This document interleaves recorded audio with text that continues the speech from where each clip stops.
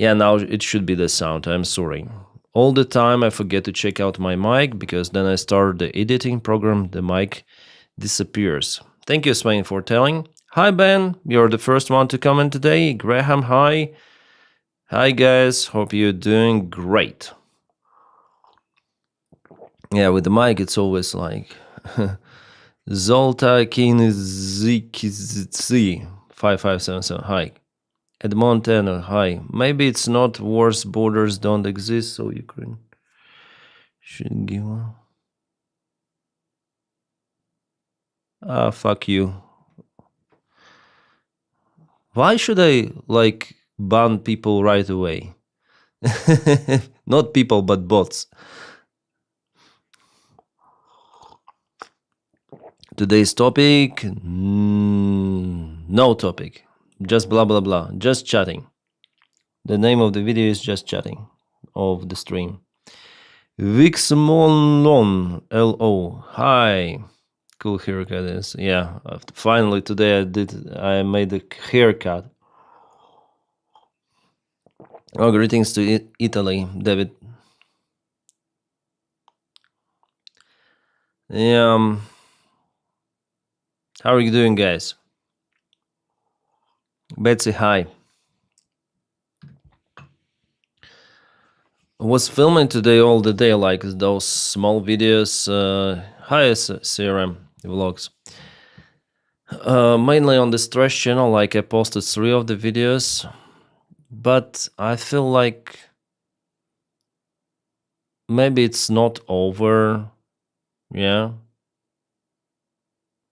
Looking 10 years younger. Yeah, maybe. Yeah, I want to shave off completely, but I need to lose some weight. I start to eat more. Shit. I know how to deal with that, but maybe I will deal with that somehow. Somehow. See you so often.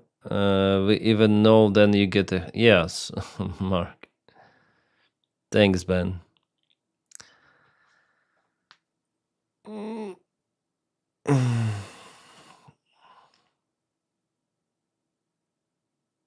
Дякую, Bogdan. Are there any news happening around the world? Like, I know that Donald Trump postponed the sanctions on the Russian oil company. This is crazy. The United States temporarily suspended, not postponed, but even suspended, part of the sanctions against Russian oil, United States Treasury Secretary reported. The general license has been extended, which allows Lukoil gas station network outside of Russia to operate without sanctions until April 2026. So maybe it's, after all, they postponed, not suspended completely. And before, like, they postponed those in some of the countries, right? Some exceptions were granted for Hungary, and now in general they postponed the sanctions. Look fresh, but exhausted at the same time. Yeah, a little exhausted. I want to sleep already, but I want to stream because I promised to stream every day. Ready to go to war right in my CNC machine and a high quality shout servo motor robots, even Elon Pro. Wow, interesting. Sky Shield? No, I haven't heard about Sky Shield. What is that about? V-motion? You may tell me. The geopolitics diplomacy of capitulation isn't. Capitulation? That's the new word. Yeah, it doesn't work. So yeah, the sanctions are not being implemented fully after all. Some exceptions, some extensions, suspensions. Like if there are sanctions, they should work. And now India sees, okay, yeah, it is happening by the time Putin is visiting India. So if they're going to cooperate and Putin would ask Indian prime minister and officials to continue cooperation purchasing Russian oil, Donald Trump comes out with exception or suspension of some of the sanctions on Lukoil, so Indians may say, okay, we're going to continue to cooperate. They will not introduce sanctions on us. We'll see. They may try to circumnavigate those sanctions. Absolutely. That's bad. A very good morning to Denys. Extension to like-minded thoughts. Live, beautiful, and very good day. Spreading the word. Hello. Antony, thank you. Scheduled is a petition to shoot missiles and drones on west of Ukraine with NATO planes. We may sign millions of petitions. It's a political decision. They don't bother with our... It's understandable that most of the people support this idea, but they don't bother with that. Yeah, they will not do it. Greetings to Denmark, Andres. What do you think people, normal citizen of Moscow or so, of Russian people, normal citizens, they pay taxes to Russian regime, to Russian army. What do you think about them? I don't like them. There are just few Russians whom I okay with. Like, for example, Michael Nike or this streamer, what's his name? Jesus. Russians, they really collect funds for Ukrainian military, for Ukrainian volunteer operation. Those people I like. The rest of Russians who just live their usual lives in Russia, I don't like. Because if they pay taxes for Russian war machine, they're contributing to Putin. Even if they even if they may not like what is happening, yeah, they pay, and that's what we have. I just left that comment because I want less people to suffer. What kind of comment you left? This is great, Smashdown. Thank you, Alan.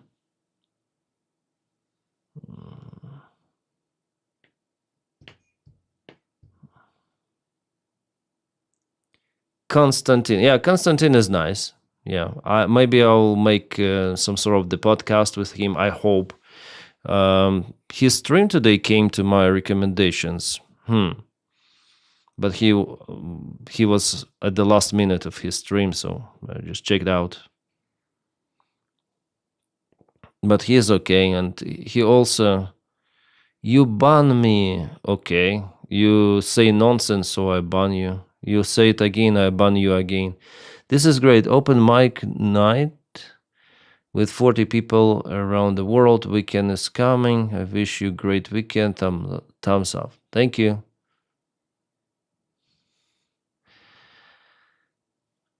Hawk is here. Hola, Hawk. Thank you for joining.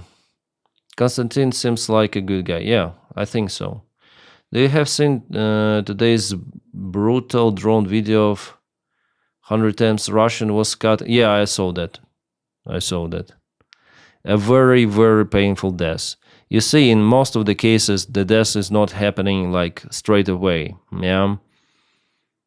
I would say from the drone videos I see, it's kind of rare that they die, like all the soldiers on the front lines, Ukrainians and Russians. It's kind of rare that they die instantly. Usually it takes at least several minutes, sometimes even hours, depends.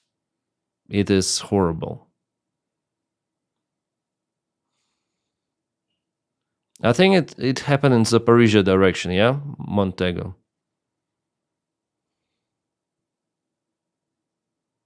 I saw that video, yeah. I was shocked. Yeah, I was shocked. I just said I was shocked, but yeah, it's kind of unusual video. Usually it's not that brutal, but yeah, it was a lot of brutality there.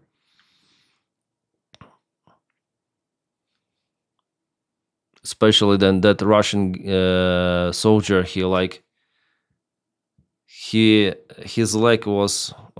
maybe I cannot say it even here because I'll be banned on stream, especially on Twitch.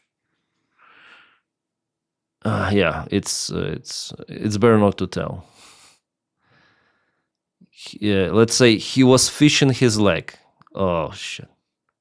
What are your thoughts on the buffer state in Jerusalem? The Jews want a state in Ukraine.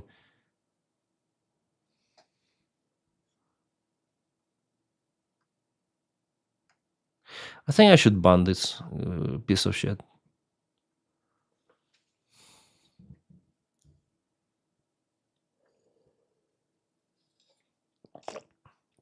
They like nuclear.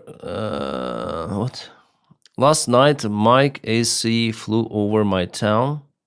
A military aircraft flew over my town fairly low, maybe 35, but didn't see it. Abilithian, hi.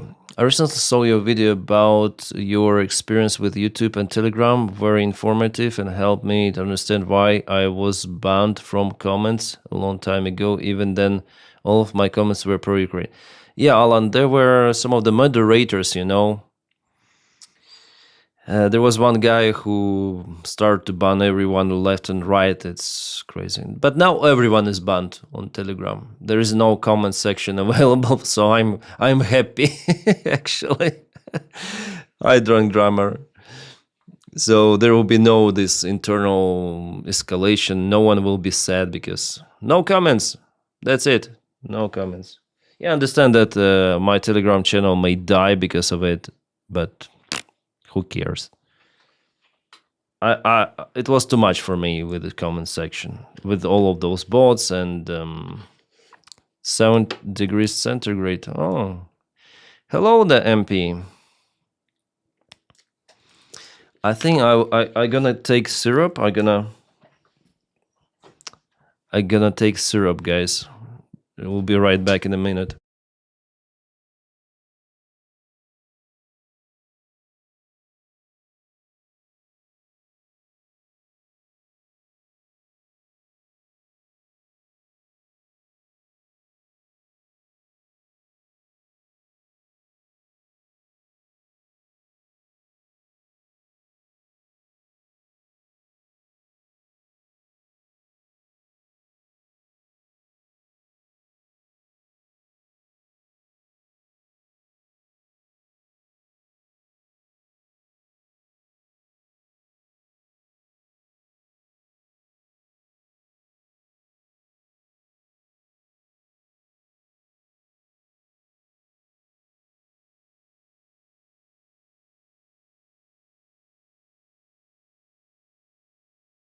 Tomorrow is the cleaning day for me here. I like syrup, especially without sugar. It is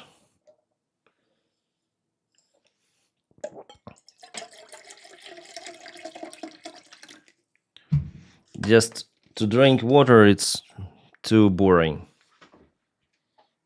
I need it to be more sweet. Artificial sweetener, or how to call it.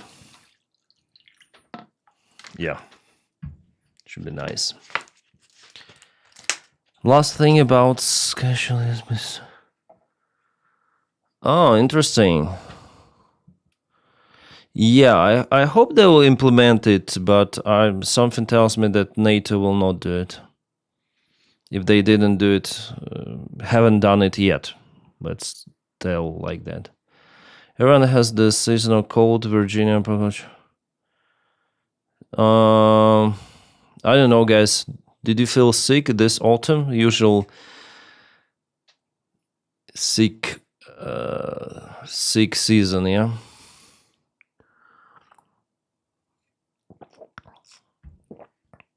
Dennis, do you have any update about Huffman family moved to Russia from the United States? If you want, I may check. If you want.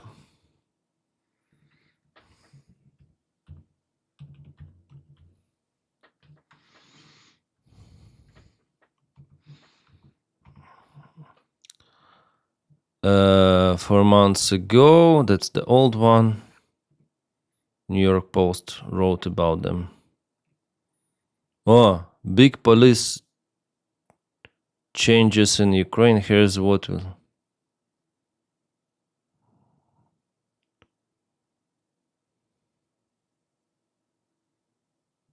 He came or what? Derek sees all the changes at home in Russia. He's finally home. Derek shares his heart with... He came home. Derek's home. Greetings. His Russian passport and... He obtained Russian passport or what? Hello again, Derek Huffman. As my vacation winds down, and I head back to my unit.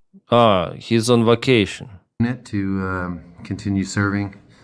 I wanted to make one more video. Again, just to talk about everything and how I'm feeling, how my family's feeling, how we're adjusting. And then... Hello, friends and family. I know it's been a while since I've done a video, but I just wanted to come on and say hello and welcome to our channel if you're new here. All of the different advertising, even Target at one point changed their policies to allow transgender into the bathrooms. Now, here's the thing that I have a problem with doing something like that. I have little girls, and if you are any questions about your Christianity, if you haven't received the Lord to be your beautifully featured, either man features, women features. Okay, so again, some bullshit. The main thing that Derek is still alive. He's still alive. Here's what we learn. That's the recent update. Audio interface? What do you mean? Totally insane.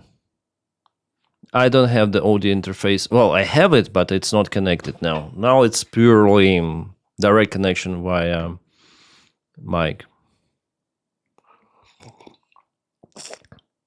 President Stewart made a video on Dubai Air Show. Plenty of Skyfall drones. Yeah, I saw it. They sound exhausted and putting on fake happiness. Maybe. What the fuck? I didn't see this video, so I don't know what they're talking about. It's hard to say. Hard to say, yeah. How are you today, guys, in general? Is everything good?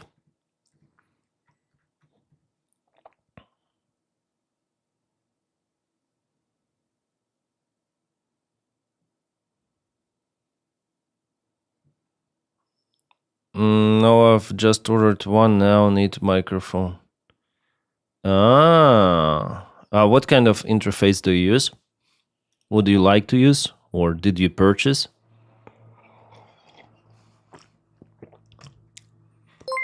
Frukaltofen, thank you so much for subscription for 3 months. Yo, thank you.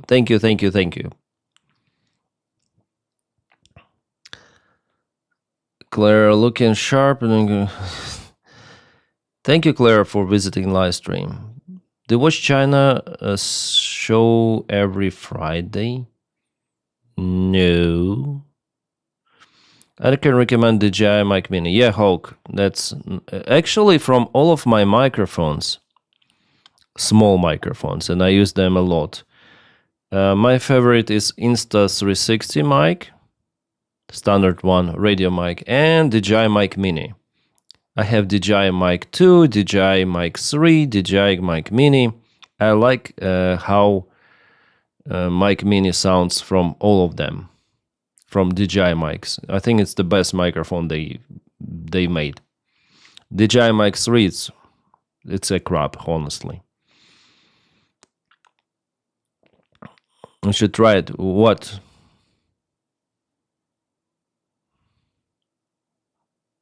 What kind of microphone for a singer? Usually it's something like Shure 58, 57. Denys, did you see Russian saboteurs entered a village close to Drushkivka?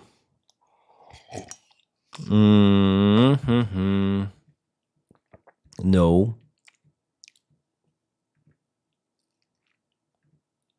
Let me check.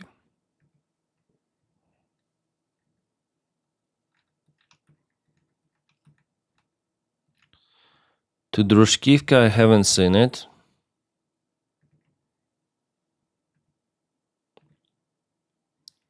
But I'll check out tomorrow. Then we'll have, I think, more information.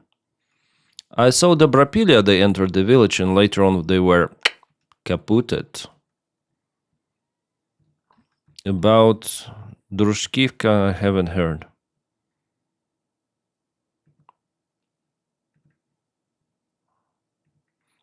Maybe you can tell me where did you get this information. Oh, Ukrainian drone attack once again. Yo, drones are flying, and Saratov is already closed from what I saw, the Russian airport. It is closed. Drushkivka. No, I haven't, like, on military map there is nothing. Maybe tomorrow we'll have new update. So far, nothing.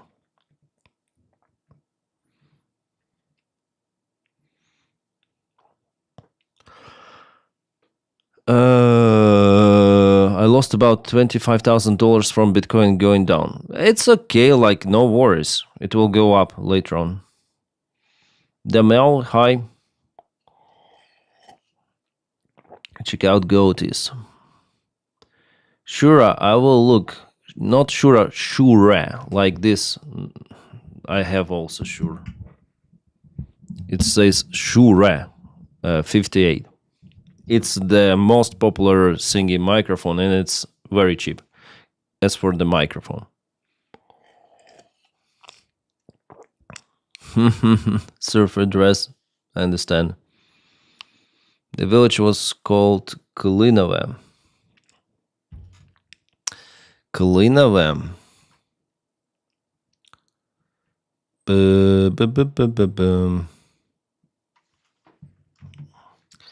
Say Drushkivka. So here's Drushkivka. Kulinova. Here, Kulinova.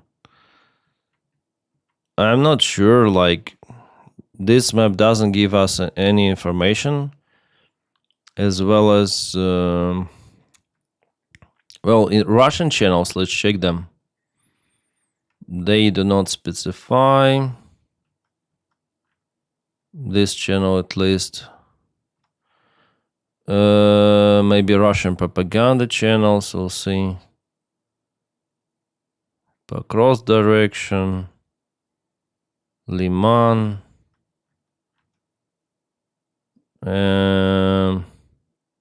Not specified direction. Nikoloskia.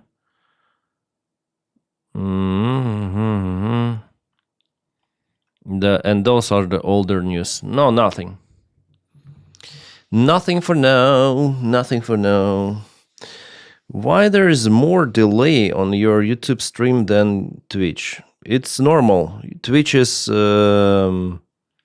more faster. Twitch is used for streams. YouTube is not for streaming. So, of course, for YouTube you have delay. I have delay. Few seconds, maybe. 10 seconds, who knows. Sure, thanks, Claire. Yeah, totally insane. Героям слава, not ha. Denys got his ears lowered. Ears lowered?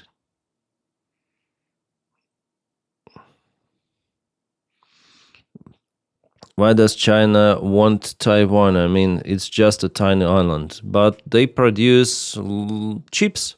And who controls the chips controls the entire production of tech elsewhere in the world. I see. For Kartoffeln. Thanks for clarification.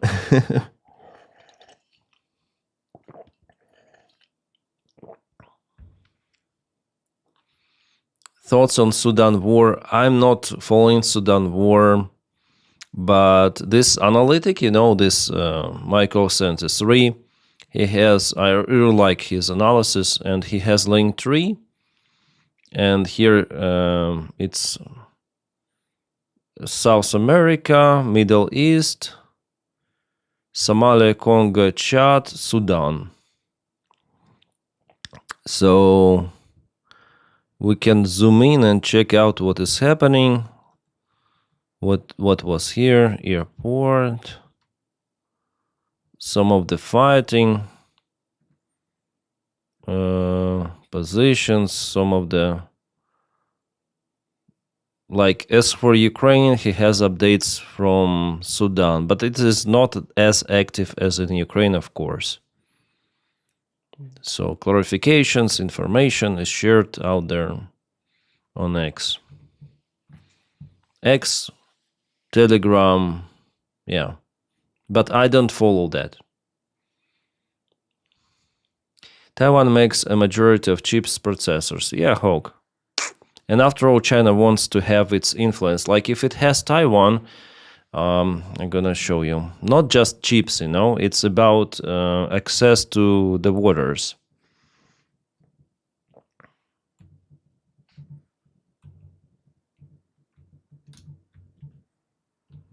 The same reason why Russia needs Crimea.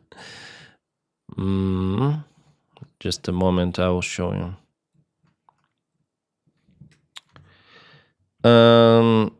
So this is Korea. This is China, yeah. So potentially, like, because of Japan, South Korea, they may blockade entrance from the Yellow Sea or exit from Yellow Sea. So actually, all of those, yeah, islands, they are all going for not China allies, but for allies of United States of America and West. Philippines also, yeah. So they all compose this belt around China, including Taiwan. But if China occupies Taiwan, they would have like access to the open ocean, and it would be very hard to block China just in case of the global war. Now China could be easily blocked with the Taiwan and with South Korea, Japan, Philippines. It's easy to do. If China takes Taiwan, they're gonna open the way out for its navy. That's the main thing as well. And also chips, yeah. Chips, like, there are several reasons. Chips, water access or ocean access, and also creating some sort of the enemy. It's all about creating some sort of the enemy. For Donny, America itself is the enemy. Like, Americans who do not support Donald Trump, those are the enemies. Like, unite against them or what? It's all about that stuff.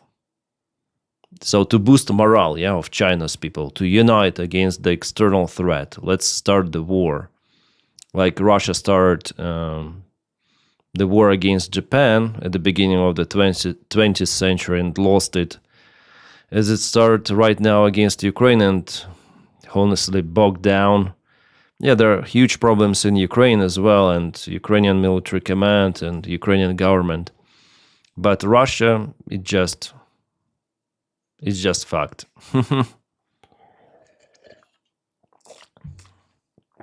That's it. Thoughts on Donny kissing the wall? Vietnam also dislikes China, yeah. Guten Abend, partners. Thank you for watching.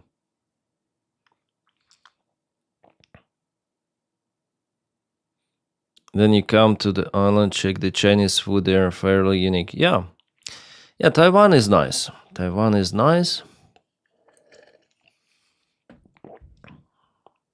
Hopefully there will be no war. But, you know, judging on how Western countries, they attract this war to happen also, not just in Taiwan, but in Europe, I'm surprised that it didn't happen. Hadn't happened yet, or haven't happened, yeah, or hasn't happened. How it's proper to say? Has not yet happened.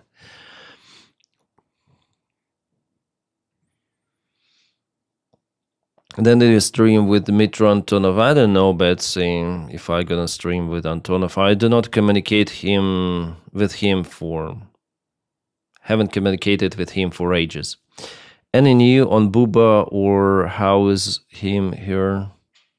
I don't know. Javier, hard to say. Dennis, I live in Puerto Rico. Oh, nice. Yeah, judging on your flag, I might guess that you are from Puerto Rico. And also, you have more negative view on Israel and Jewish influence lately. Has your opinion changed in this area? Thanks for follow, Rave Mobile. Like, what do you mean? I don't support Israel bombing Gaza, that's it. Now it's more or less calm there.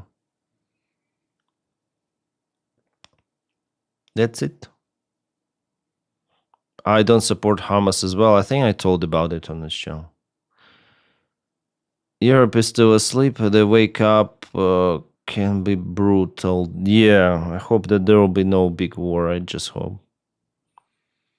You as a pilot, can you say something about chemtrails, not contrails? Yeah, chemtrails. Usually we do it over Europe to spread chemtrails to reduce the birth rate, to replace locals with immigrants. Yeah, for immigrants to give birth more than Europeans. That's our job, yeah, with chemtrails. You know that. Having negative views on Israel is completely healthy and justified in today's climate. I think yes. I don't like Netanyahu, he's freaking fuck. Corrupt dictator.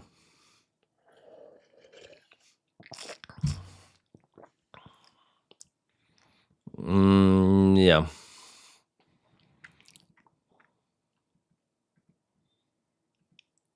I think I should switch some sort of I need to switch the logo on my Twitch channel to something more realistic. That's British humor you have. Maybe, Claire.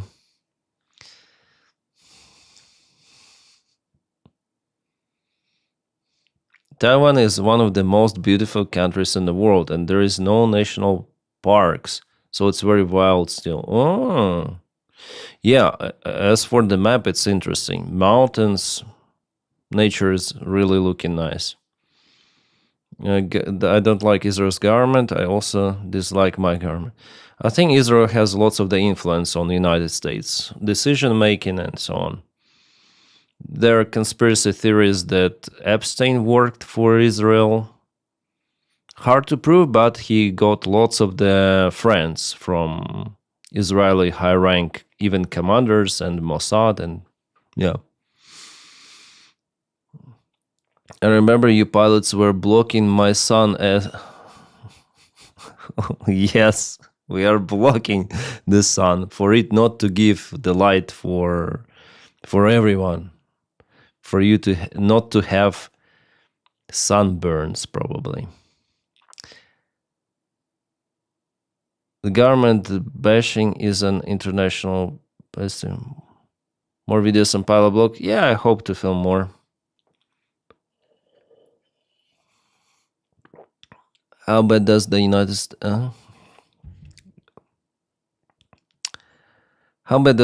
States government situation look to outsiders? Quite bad. Dennis, why did you delete your 2024 election stream? It was very good video. Did I delete? I think it's still, I don't know. Like it's irrelevant.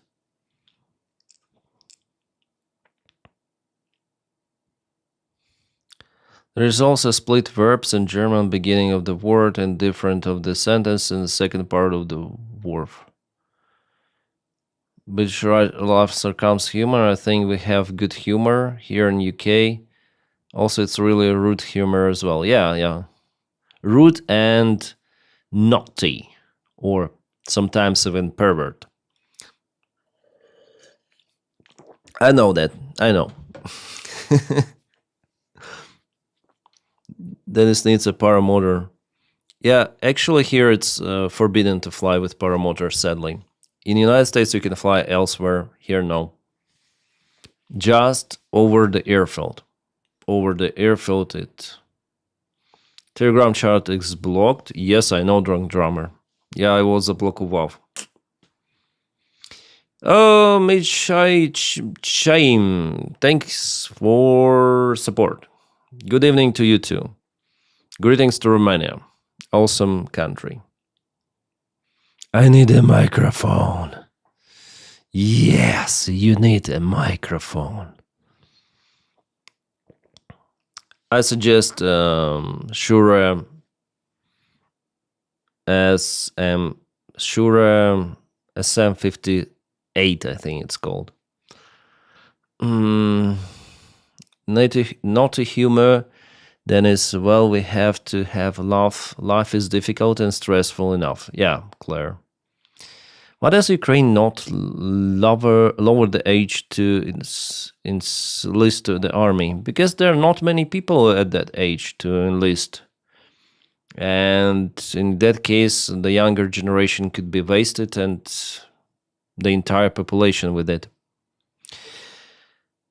And then it's just to popping to quickly say thanks for your walk. Thank you, Joy Davids. Thank you so much for the warm words and for your kind support. Thank you. How can drone operators tell who is who in the battlefield, Gwen? There are lots of the friendly fire actually, but you can where your location of your forces usually is. So communication, radio, chats, also with the help of Starlink, messengers, encrypted variants of the messengers. So basically there is the control center and they locate all of the units on the ground and they have all the information, where is friendly, where is not friendly, but it is this information is only available for local commanders.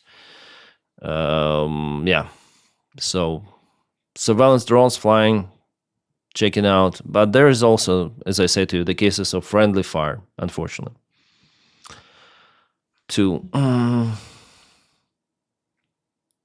Also camouflage, it looks different for Ukrainians, for Russians. They have swamp camouflage, which is actually better compared to Ukrainian. The thing news coming about Ukraine this week. What do you mean? If they run away, their enemy. If they don't run, no. You don't. The problem is not for the drone to identify forces, but for the forces to identify whether it's friendly drone or not. I saw multiple of the videos how soldiers thought that, oh, it's the friendly drone flying. No. And it appeared like it is not a friendly one. I saw a great number of those videos, big number.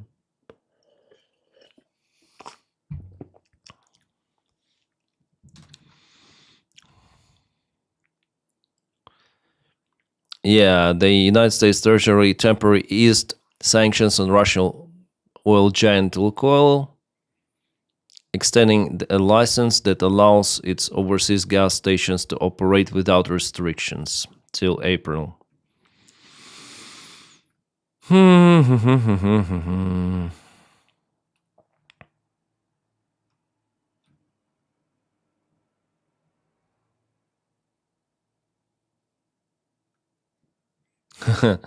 The United States will start checking LinkedIn profiles of everyone applying for work visas. I have my LinkedIn account, but I do not do anything there. Like, it's empty. And LinkedIn, I think it's already known as the scam profile thing. Like, it doesn't do a thing, LinkedIn. I don't think it's a proper tool to find someone or the job. LinkedIn is It's not what it was or used to be. They will check not only the applicant's profile, but also the profiles of their family members applying for visas alongside them. If consular officers find evidence of participation in restricting protected forms of speech, what is restricting protected forms of speech? The visa may be denied.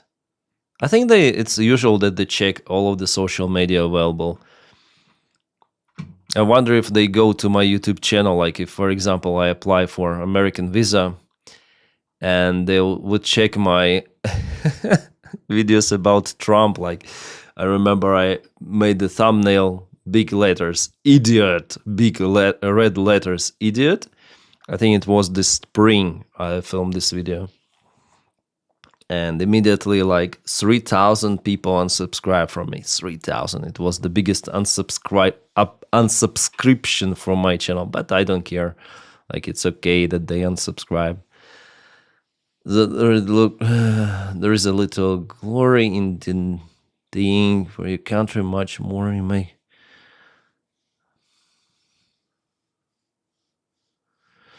Air gun for drone defense, airsoft plastic, loss energy instead of... I'm not sure about that, Silver. Never created a LinkedIn profile. I don't like most social media, yeah.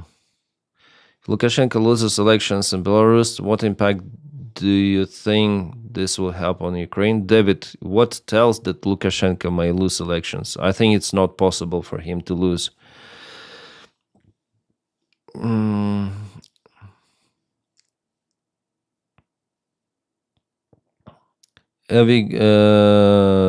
Okay, see you, Claire. Thanks for jumping to the stream and on the comments, in comment section.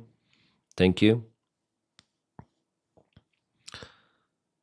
Does subscription even affect the views? You mean on YouTube channel? Yes, especially when you watch YouTube video and you subscribe during watching.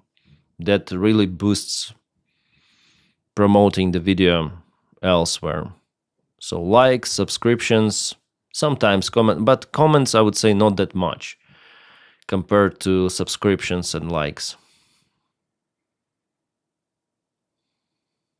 Now YouTube, I will see how it goes, because the last week YouTube introduced the completely new engine for everything, for reviewing the videos, for boosting in algorithms.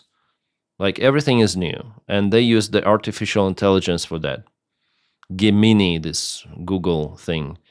And now if I film the video, YouTube even gets my intonation. You see how precise it works. And sometimes under some videos you have the brief explanation of what this video is about. Like, I still think it's in a beta version, but even without tags, without any kind of the detailed, saying what this video is about in description, video description. Without description, it will still YouTube will still understand what this video is about and propel it or stop it. Depends.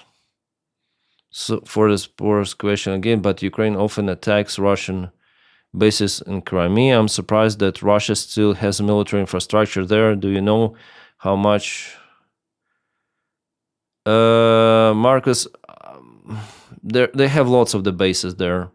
Russia is a big country with big military, so they send more and more, and it will take lots of the time to eliminate everything. The thing, allies of Ukraine should put boots on the ground, at least help with everything they can. I'm not saying about the boots on the ground, but if they wait more with limited support, they will have to put the boots in the ground after all. And maybe not just in Ukraine, but on their own territories against Russia. It could be like that. Yeah, leave Reich. Yes, you're correct. You should check the your channel settings to make sure AI features are off. They automatically sign me up. Yeah? I didn't know. Denys, what English you speak, British or American? I think more American, but I'm not sure. My own English, yeah, let's say. Lukashenko is almost like a robot controlled by Putin. Oh, yeah, I also think like that, Cockster Mobster. Hello, Booba Smith. You boots on the ground, of course. Well, I think those countries who obligated Ukraine to give up nuclear weaponry, like United States and United Kingdom, they should do more, yeah? And Russia, by the way. But Russia attacked Ukraine. So who signed the guarantees for Ukraine? Who forced Ukraine most of all to give up nukes? It was the United States, like the country number one. Russia, it was like, okay, let's take those weapons. But United States, they were all in, pushing Ukraine for everything. To cut the airplanes, to close everything.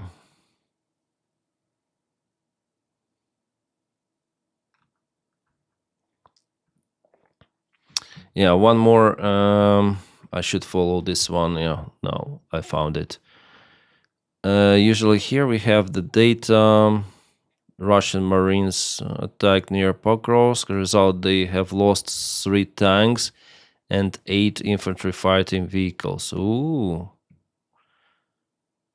It happened 2 days ago. So usually here we have some of the data. I was told that Russia advanced, but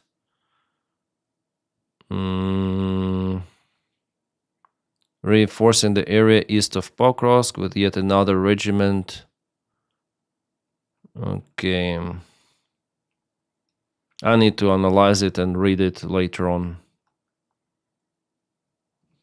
Nice maps, nice maps. Copper and Maiden. Yeah, Drunk Drummer. I can't figure out how to subscribe during the live chat, but we'll then finish. Okay, thanks. Gemini is probably the only AI which can read YouTube video transcripts, easy to make summary of any video. Oh, yeah, Echo. Interesting.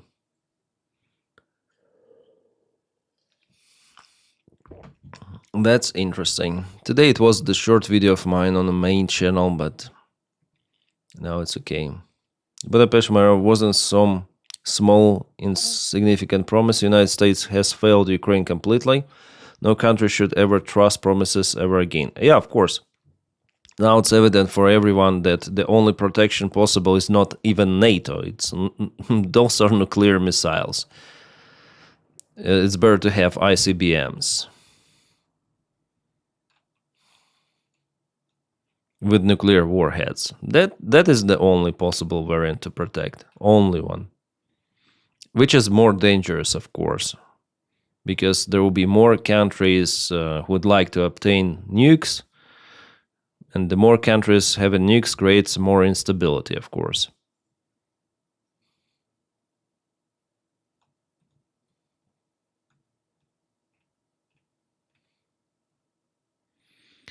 Breaking, a Navy admiral tells lawmakers that there was no kill them all order from Hexet on September the 2nd attack that killed 2 drug boat survivors. What else he may say? Because he's responsible for also giving the order. He was actually thrown under the bus by Hexet himself, and he still says that there was no order. Kind of strange.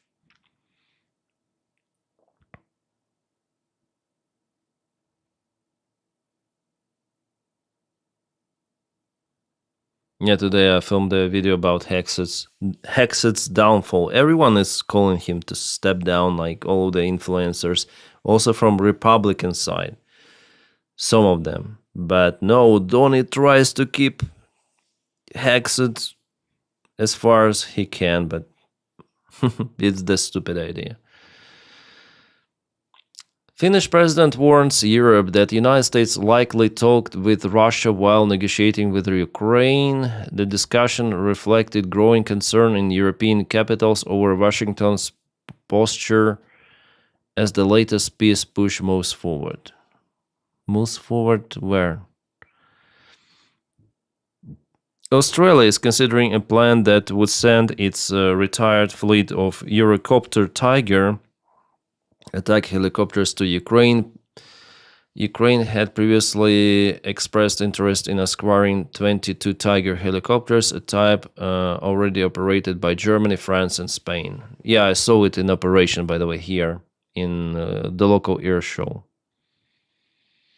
The new admiral was the most useful idiot in the year. Yeah. It's crazy how Ukraine, if you look at it historically, modern history, well, I guess past 100,000 years, we have had most of the conflict on our land. For each conflict, our fight and suffering. Yeah. In Ukraine, it's like, geographically, there are lots of the wars happened. Explain that Ukrainians have minds of their own, but Russia trolls will not agree. Huh? Grilled pork? Yeah, Elliot.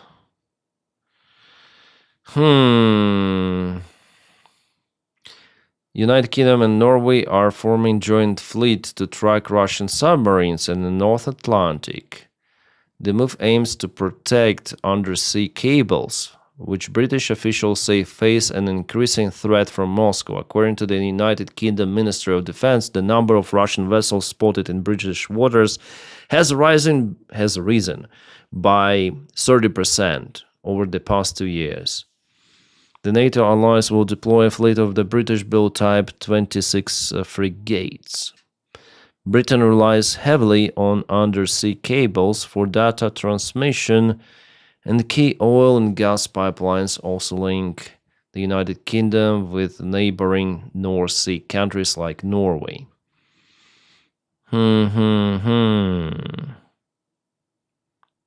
Okay, that's good.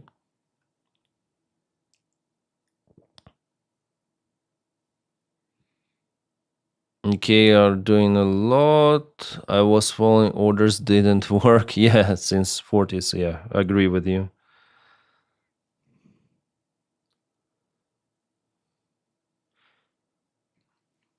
I was following orders, it doesn't work any longer.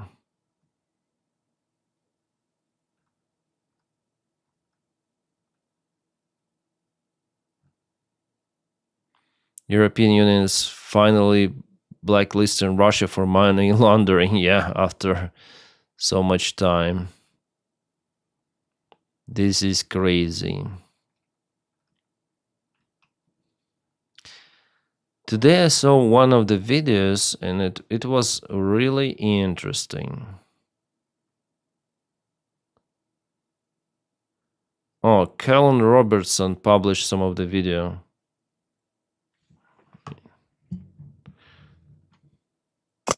So right now, the Russians are in a city called Pokrovsk. And when that falls, the Russians are going to focus all their energy on taking the rest of the Donbass. And Putin has just said he wants to take the entire region by March 2026. So I've come here with guys that are preparing for the next battle, which is the final battle of the Donbass. Final battle? Why?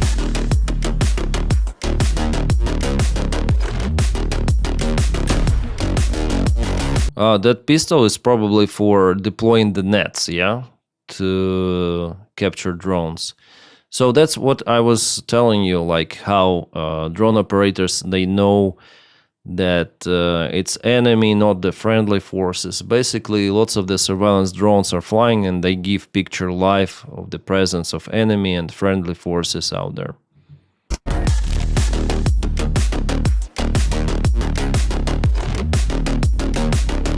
This is fiber optic cable. The front line is shifting fast. A Russian flag raised in the center of Pokrovsk. A fog has set over the Donbass and thrown everything into chaos. And Russia is using that to move with tiny assault groups, slipping into streets and gardens on the edges of towns before anyone realizes they're there. And it's not just Pokrovsk. Towns like Siversk, where the front barely moved for 3 years, are now reportedly breached.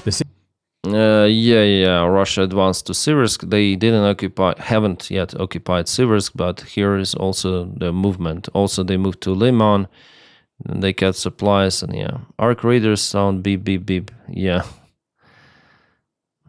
The situation in the Donbass has never been this unstable. So, I came here to find out what's actually happening, what the soldiers fighting in these towns are seeing with their own eyes. And to show how much has changed, this road, the main route into the Donbass from Kharkiv that I've driven for 2 years, was always the safe part of the journey. Not anymore.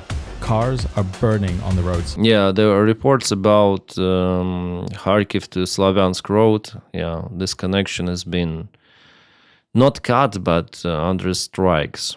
Yeah. I think I got reports about it 2 months ago even. Now within range of FPVs.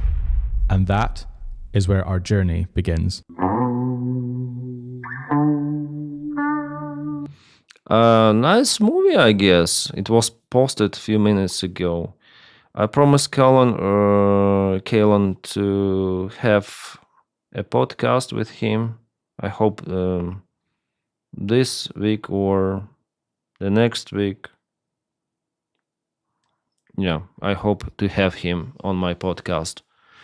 Where is the main difference beyond Gulai-Pole? Right behind Gulai-Pole. What's your winter forecast for the war? Gonna be the same, like fights for Kupiansk, Pokrovsk, Gulai-Pole. Hey, how's it going? Great. How are you? I'm so excited for you to come. I'm good. A month since I last saw you? I think almost 2 months, actually. 2 months. Oh my April gosh. The car Hugget. is full. It is jam-packed. We're going to go drop off some aid. Are you sure about your shoe attire? Oh. I don't know if you saw the truck on the way. I hadn't realized. Well, these are the shoes I wore last time, so I kind of just thought... Okay. This is why I love you. So the last time I saw you was about 6 weeks ago in Kramatorsk, but it seems like everything has changed since. It has changed dramatically. They killed 2 journalists at the local gas station. The situation is only going to get worse, and we all know that. They will try to decimate our cities before they even get there. They kill cities through fear first, the fear of dying, watching your neighbors die, seeing people die at the gas station. Sounds like American. I mean, you're going to watch Maybe this she used over to the live next there. few months. This is how they work. And then by the time they get to the place like Konstantinivka, it's gone. They're fighting in rubble. It's gone. Yeah. And they need to hold these areas. The thing is the winter's coming, so like we can't just do a tactical retreat to a different position because we can't give up this ground. Every single inch matters right now. Mm-hmm. Everywhere has these nets. Mm-hmm. Is this where we're gonna... Yeah. We pull over in Izium to put on the body armor.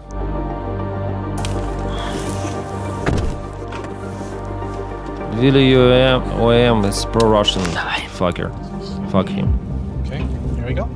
Together with IMK Mapping and other guys like that. Your phone preemptively was like, I need to get down. No, my phone's like this. We're going where? Get the f out of here. Yeah, none of Nice this was here last guy time I was here. in this camera. I've been seeing videos of the drones getting under these This is nets Insta as well, 360. like they kind of find a Yeah, gap, they right? kind of, I can see the end of the drone tunnel up here, the net tunnel. Yeah. Looks like 2 months ago based on leaves. They'll come Yeah, in through probably. a weak point, like an entryway, and yeah, they'll come in and they'll hit you. There's another one. Mm-hmm. Oh my god. But you see, there are no leaves already, so it's autumn time. I think the drones can travel. You see, no leaves on the trees, so it's maybe October, late October, could be. Well, the Russian drones can go about 120 kilometers Maybe an hour. November even. So apparently, if you go above that, I think it's all luck of the draw. Look at this. It's like this has been my home Da Vinci Girl, for the don't last 2 reuse the years. replace mic, Many not of my correct. friends that are like Maybe, I civilians don't in sure. the city, this is where they're born and raised, or many of them were from Donetsk, from Luhansk, and they came to Kramatorsk to, because they didn't want to leave Donetsk Oblast. They wanted to be near their home if they couldn't be there. And now we're on the verge of the possibility of losing that as well. And it's not just about military, you know. I am in a completely voluntary battalion. Not one person has been mobilized. Every single one of them has motivation to save their people, to save their cities, their history. It's so important to... Yeah, she sounds very American. I mean, this accent and real sound real. Yeah, American. He told everyone that he was going... What? This guy has a medical condition with his brain or something. What are we speaking about, guys? The people here. At the checkpoint we were just at as well, I noticed they were like staring up at the sky the whole time. Like the two guys. Yep. I feel like I'm safer once we're in Kramatorsk. Yes. So if we see one coming towards the windscreen. Yeah, at least Kellon is wearing not the green vest, not the green uniform. Yeah, like Russians military bloggers do, or correspondents who deployed to the front.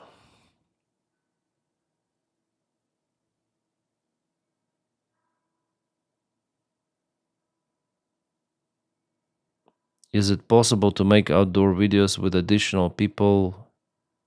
It was near additional people. It was near impossible to understand what you are talking about. Guys, are my outdoor videos understandable? Like the sound is okay there? I think it's okay.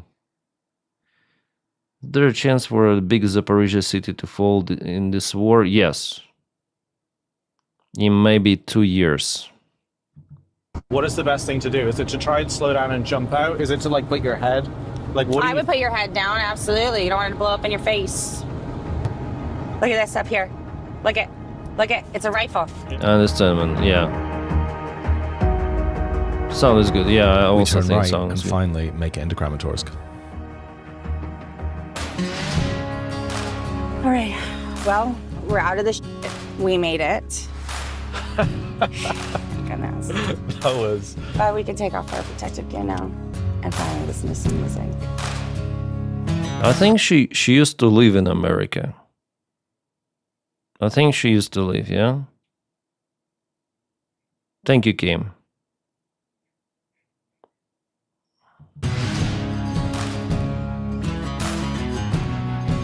They're fine, you come and my quality is A+. Yeah, I also think. She's 100% American. All right. As soon as we arrive in Kramatorsk, I find a video of the 3 iconic wind turbines blown to pieces intentionally by Russian FPV drones. They were standing last time I was in the city, so we drove to check it out.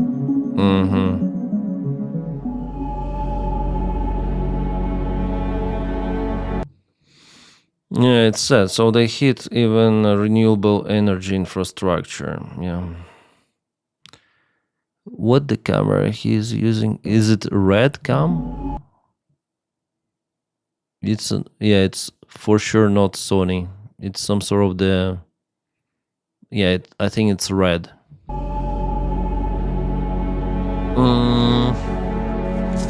Yeah, it's kind of sad. They hit. Yeah, I remember it happened like 2 months ago or something. This is so surreal. This is maybe 1 month and the propellers of the wind turbine. If you look at what Russia's done to the environment in this country, the Novokahova Dam, thousands of tons of waste into the Black Sea. The Black Sea Danish filled with sea turbine, mines. you think but just so? look at this. The blade is right behind me. It's disgraceful. Red, you can very smell expensive. the fiberglass. Yeah, red is expensive for if you compare it with Sony, yeah? Sony Alpha 7 or FX3, but red is not expensive if you compare with advanced filmmaking cameras. So red was, like, then it was introduced in 80s, I think, as I remember. It was the least expensive camera, which provided kind of the good quality, and it actually changed the industry, filmmaking industry. Russia has been hammering the power grids all across Kramatorsk. The city has been almost completely without electricity for 2 weeks. And for the first time, FPV drones are hitting the city Thank you, center. Volker. I get a call from Omar. He commands the 93rd Brigade's fiber optic drone platoon. He tells me they're fighting on multiple fronts in Konstantinivka and Pokrovsk, everywhere the ground is hottest. Omar takes me to one of their hidden labs where they test new systems. 93rd, it's they operate in Dobropile as far as I remember. Fiber optic cable might sound high-tech, but in reality, it's infamously fragile. It snags on tree branches and it catches on rooftops. So these guys decided to 3D print a whole mechanism that twists the cable as it feeds out, doubling its strength. Almost every... You see? It's very interesting. I didn't know about it. So you twist the cable to make it stronger. That's interesting. Component on this desk was printed. What do you think about drone evolution? Do payload drones going to be a thing, or will going smaller and smaller without the payload but with something else biochemical? Biochemical, it's not acceptable in a war. About big drones, I think it's the future also. And Russia also started making big drones like Baba Yaga. Clever, yeah, Johnny. Good idea, yeah, Hawk. It would shorten the cable, but it would be stronger. Yeah, I think so. I'm already concerned about Zaporizhzhia nuclear power plant. Chernobyl would... Yeah, I agree with you, Julia. Zaporizhzhia is crazy. The video, big deal, yeah. Right here in this room, the only drag and rolls, yeah, drag and rolls are interesting. They now run through their custom loop before it reaches the drone.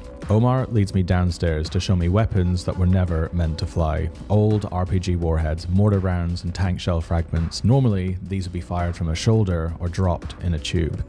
Instead, the team saws them apart, cleans them up, and grafts them onto 3D printed mounts so they can hang perfectly under a drone. Napalm. Napalm, he says. Napalm. Termites, maybe. The one you said. I love this combo. Destroy a tank. So you'd have like old school weapons for new drone. Because have many kilogram. Many. It's too heavy for a drone. Very hard. Need work from drone. Yeah. TNT. Old school TNT. This C4. Omar wants to test fly some new components. Yeah, I think it's a red cam. But the mics are DJI. So we drive east out of Sloviansk. There's drones in the sky, so the unit sends a soldier ahead of us, rifle ready, tasked with shooting anything down before it reaches the car. Yeah, again, it's very hard to shoot something. I wonder what rifle he has. Okay, so the unit sends a soldier ahead of us. I think it's the standard. Is it Kalashnikov or is it a shotgun like Saiga or something? I think it's the standard Kalashnikov. Yeah, it's not a shotgun. Ugh. Tasked with shooting anything. It's better to have the shotgun. The car. Inside the car, I find their latest invention, a 3D printed anti-drone C4, gun that they call Last Chance, and the name is literal. It's what you use when the jammers fail, when the escort misses, and when a kamikaze drone is already driving right at your head. Call it last chance.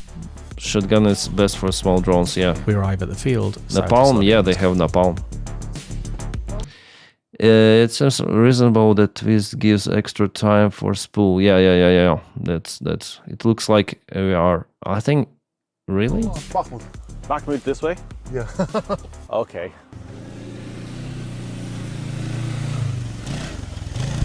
То він буде стояти, дивитися, щоб якщо що збивати. Щоб нам не мішало. Ви теж слухайте. Не, ну если что, хуярим? Ну да. Ну, збиваємо.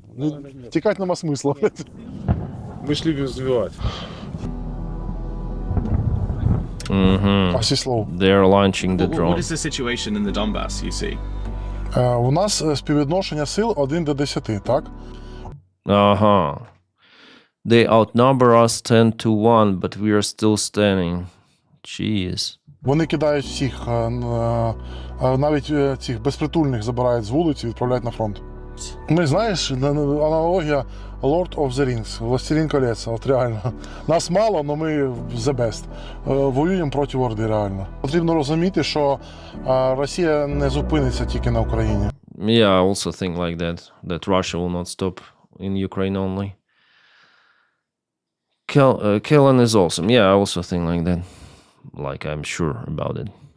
Повірте, готуйтесь до цього і допомагайте. Prepare for this and help Ukraine, yeah. Під час допомоги ви будете самі готуватися.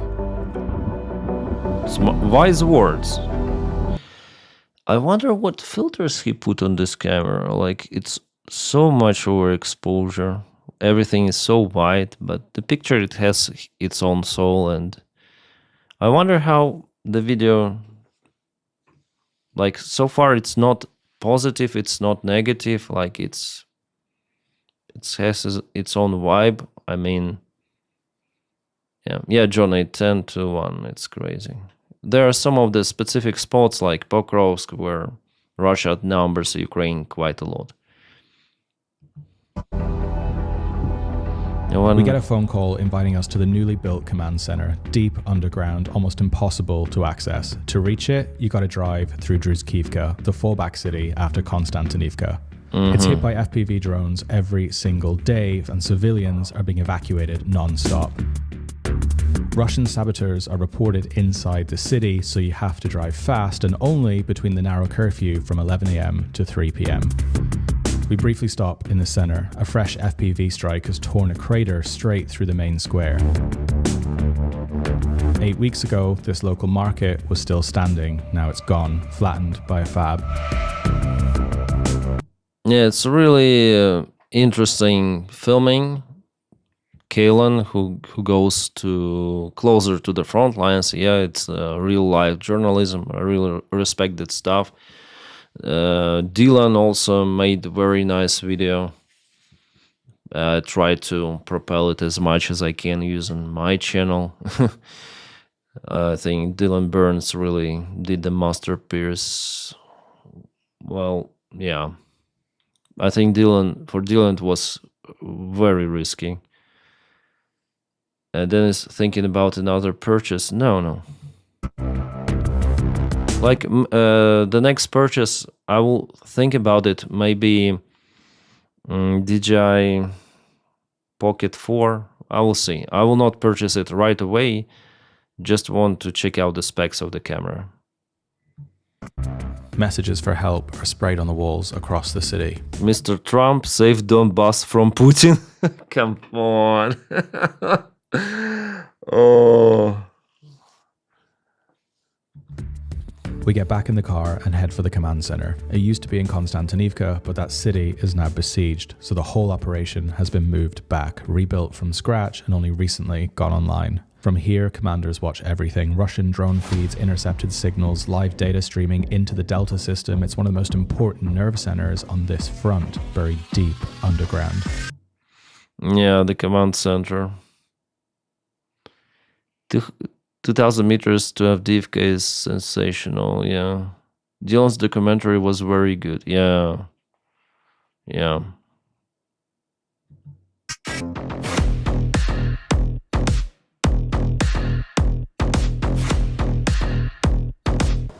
Was there someone in the hole? Yeah.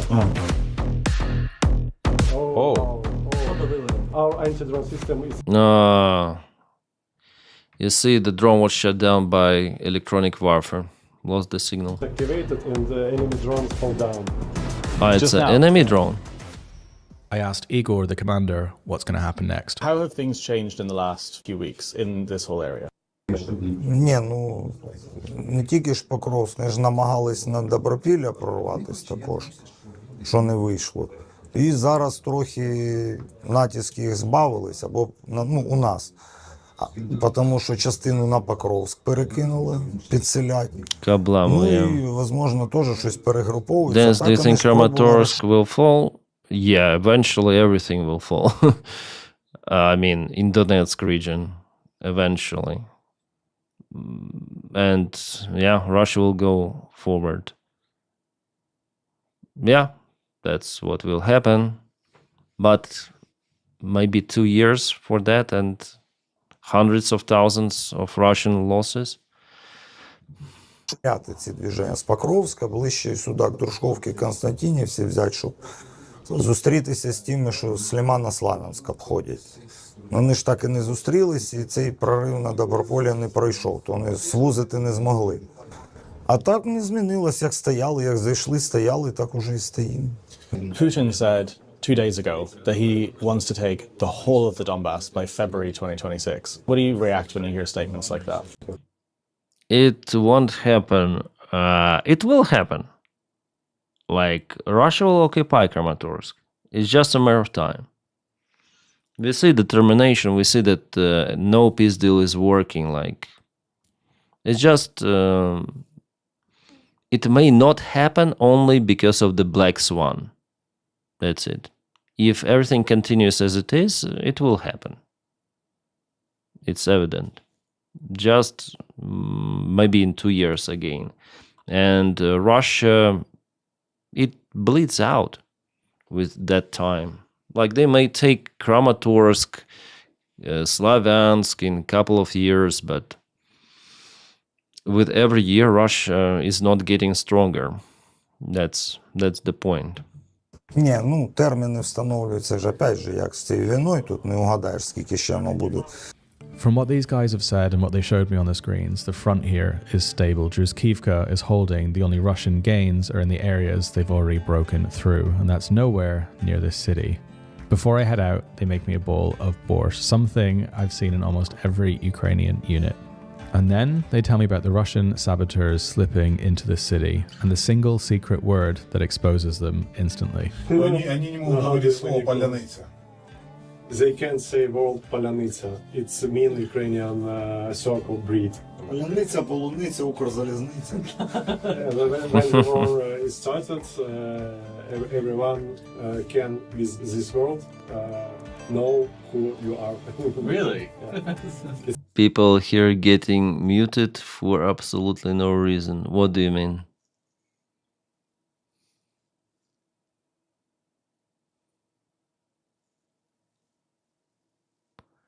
How do you think Ukrainian nation will cope with losing major lands like Kramatorsk, Slavyansk, Drushkivka?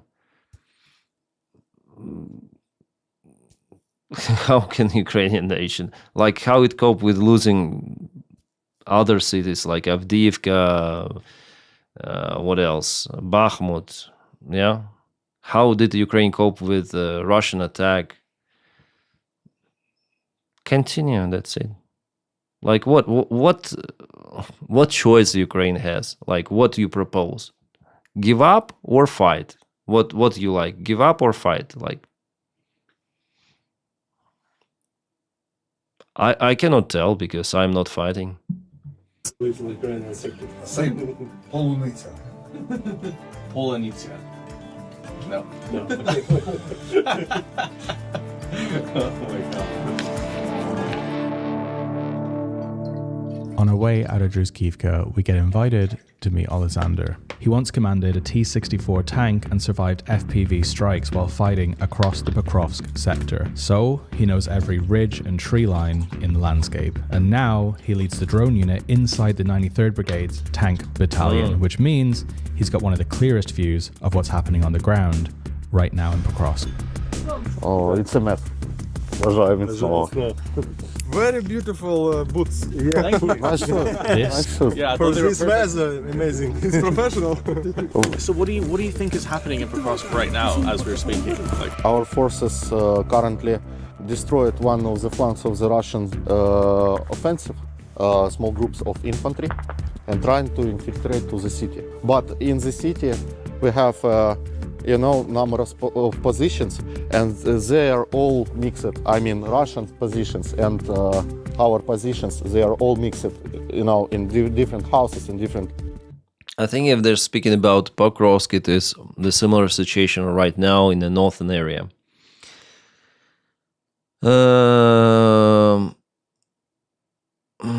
The morale of these soldiers seems surprisingly good. That translates good firing. Yeah. Gonna go to toilet. I will switch on the video for you and I'll be right back, okay? Points of Pokrovsk. It's information, from my friends. And so is it a bit of is it like a chaotic mess kind of situation? Yeah. What do you think will happen? It's very hard to predict. It depends of a lot of factors. For example, weather. Yeah. Weather is currently the key. This is a great point, because the entire region of Pokrovsk is smothered in a thick blanket of fog.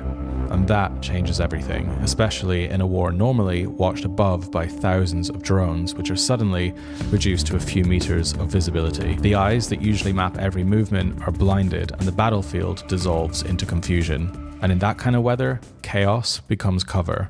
Russian assault teams use the mist to slip forward on foot and on bikes, creeping into places they could never reach under the clear skies. Fog doesn't guarantee an advantage, but in this phase of the war, it often gives Russia the window it needs. The drone detector starts beeping. That means an FPV is within range, so we head inside an abandoned building and wait for it to pass. And while we wait, I walk through what's left of the factory. It looks like they put multiple missiles, cabs, rockets into this factory that was just making ceramics, teacups. You can see these are just production lines to make teapots and teacups for families. Oh my God, look at this. Yeah, what is this factory, I wonder? While I wait in this factory, I looked at its past and found something astounding. It made 25 million pieces of porcelain every year, and the history reveals something amazing about the Donbass. In the 18th century, more than 30 ethnic groups lived right here. The majority, ethnic Ukrainians. People figured out how to pull salt from the earth, how to fire ceramics, and how to turn clay into beauty that was exported across Europe. It was a creation hub, and the identity was never Russian. Even at the end of the Soviet Union in the spring of 1991, Greetings. Donetsk miners went on strike, demanding the removal of the USSR's president and independence from Moscow's control. They called for Ukraine's constitutional sovereignty. Historians now say that those uprisings were one of the many triggers that helped collapse the Soviet Union. All here in the Donbass, the same region that Russia now claims was always theirs. The craft in this factory, generations shaping porcelain from clay, is just one thread in a much older tapestry. And standing here in the rubble, you realize how fragile all of this is, how quickly centuries of identity, of culture and memory can be smashed by a few rockets, and how easily a region with its own history, its own voice, can be threatened with erasure. If Russia takes the Donbass, all of this, the heritage, the craft, the stories, I think Ukraine could slip hold back into the hills out they until came next from, November. back Of course. into the earth.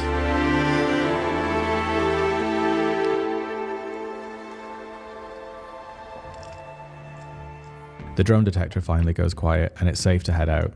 We drive back towards Kramatorsk and pass the turnoff to Konstantinivka. Footage from how this city looks right now is sparse because it's almost impossible to get in and out. But Irina, who's in the front seat, gave me this material that she filmed on her body cam from the 1st of December 2025, and it shows the city in total decay. Mr. Life, no, I think that NATO, to avoid that war, NATO should help Ukraine more. And prepare itself also. Yeah, okay, I also think like that.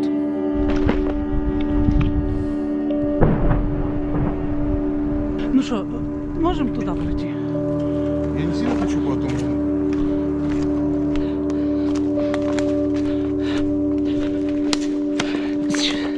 Ладно, все, не надо тогда. Я сама быстренько.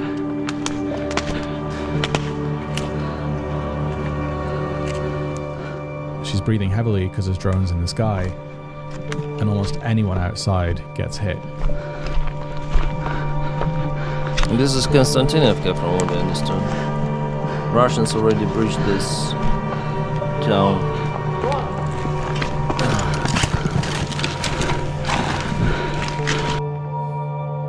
This could be some of the last footage ever filmed in that city, if it's taken by the Russians. And that is my next question. 8 weeks ago, I sat down with the commander of the Alcatraz battalion. He's been fighting in Konstantinivka. Back then, he was confident the city would hold. I wanted to know what he thinks about the situation now. How has the situation been since I last saw you in Konstantinivka? Is it containable? Will the city fall? Насправді ситуація дуже швидко міняється. Кожну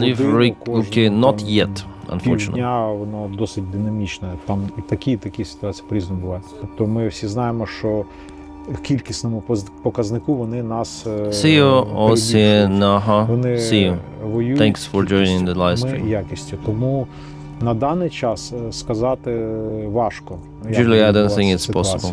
The commander's tone about Konstantinivka has shifted from contained to uncertain. Echoes what I heard from every unit today. I headed back inside to catch up with April before we tried to get some sleep. It's been 6 weeks since I was last here, and it feels like it was like going on a combat patrol just to get here this time. Yeah, it is even for me, you know. I was there just a few weeks ago on that road, and to see today yes, Optic, I agree. Cars and stuff that were there, and the amount of just burn patterns on the road where you can see like they had removed the vehicles, but a car was hit there. It has changed dramatically. I've only been here for a couple of hours in this house, and there's been shaking in the actual floor. Yeah. Is this normal every single night? Doc is nice. It wasn't like this, no. And now, yeah, I mean, Konstantinivka is really not that far away, and they're smashing Druskivka. That's what they do, and they're... So they're in Druskivka, or where? I'm exhausted right now. I don't know if anybody can see that, but I'm exhausted. I slept 3 hours last night. How do you cope with not sleeping? Ozzy, thank you so much for the subscription. Thank you, 2 to 3 days max, and then I'm just like emotionally wiped out. Thanks do you want to for actually support. Know? I was going to wait until tomorrow. Do you want to see my room? Here. This used to be my bedroom. I moved everything out of here. I need more space for my guys.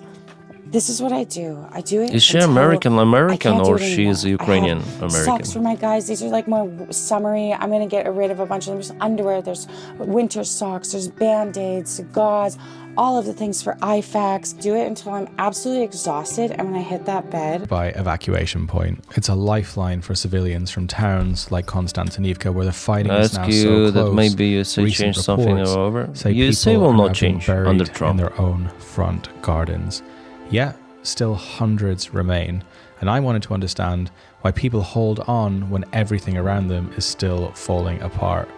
Universal Aid Ukraine is a small team based in Kramatorsk. They evacuate families at the very last second. For them, every run is basically a combat patrol. Recently, this FPV tried to hit their car. It's getting closer, it's getting closer! Hey, it's getting closer! Oh, fuck! Быстро, с другой стороны!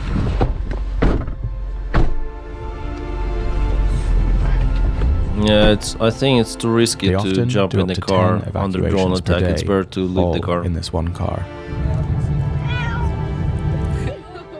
They witness small tragedies every day. Like this woman who leaves her house with one message to soldiers. I hope Android.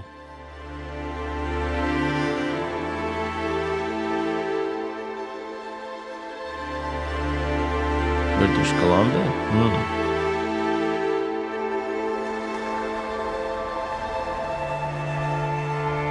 I arrive at the evacuation point and I meet the team behind these journeys. Hey, how's it going? I'm good. That's a little noisy. That's a bit distracting, right? Yeah, a little bit. We head inside this abandoned school with civilians who have just left their homes at the very last second, unsure if they'll ever return.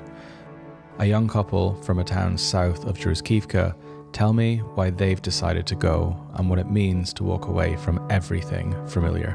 And what happened this morning? Евакуювалися, тому тікаємо від поганого життя, скажімо так. Обстановка накаляється. Future hold. Сподіваюсь на краще.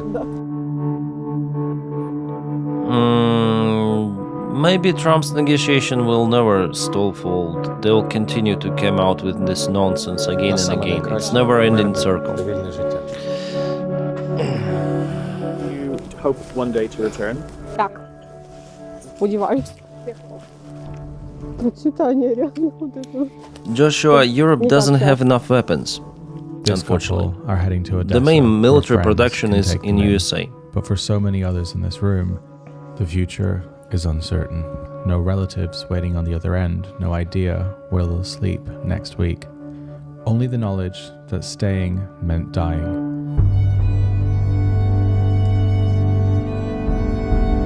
Night Ben, thanks for joining. Red jacket pressed her keys into her midterm? Yeah, before midterm climbing might into change his van something, this but not morning, dramatically, hoping I think. it will still fit the lock when she returns, if she ever can.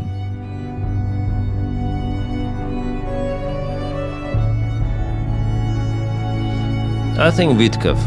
Hexet is just an idiot. Vitkov is a traitor.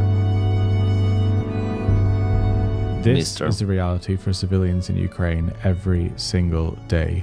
Since 2022, more than 11 million Ukrainians Killjoy, have been displaced. he may live for a very Families long time, as scattered you across see. the He has a country good treatment. and across the world, carrying whatever pieces of their old lives they could hold on to. Days like this aren't rare. They're constant. Yeah, ciao, normal. Given these guys have lived in Kramatorsk for 2 years, I want to know what they think is going to happen Hulk, to I the also city. support this What do idea. you think is going to happen in the future? I mean, your opinion. I'm not really as hopeful as I used to be honest. Yeah, we are already sitting there every evening thinking, when do we start flying Kramatorsk and Sloviansk?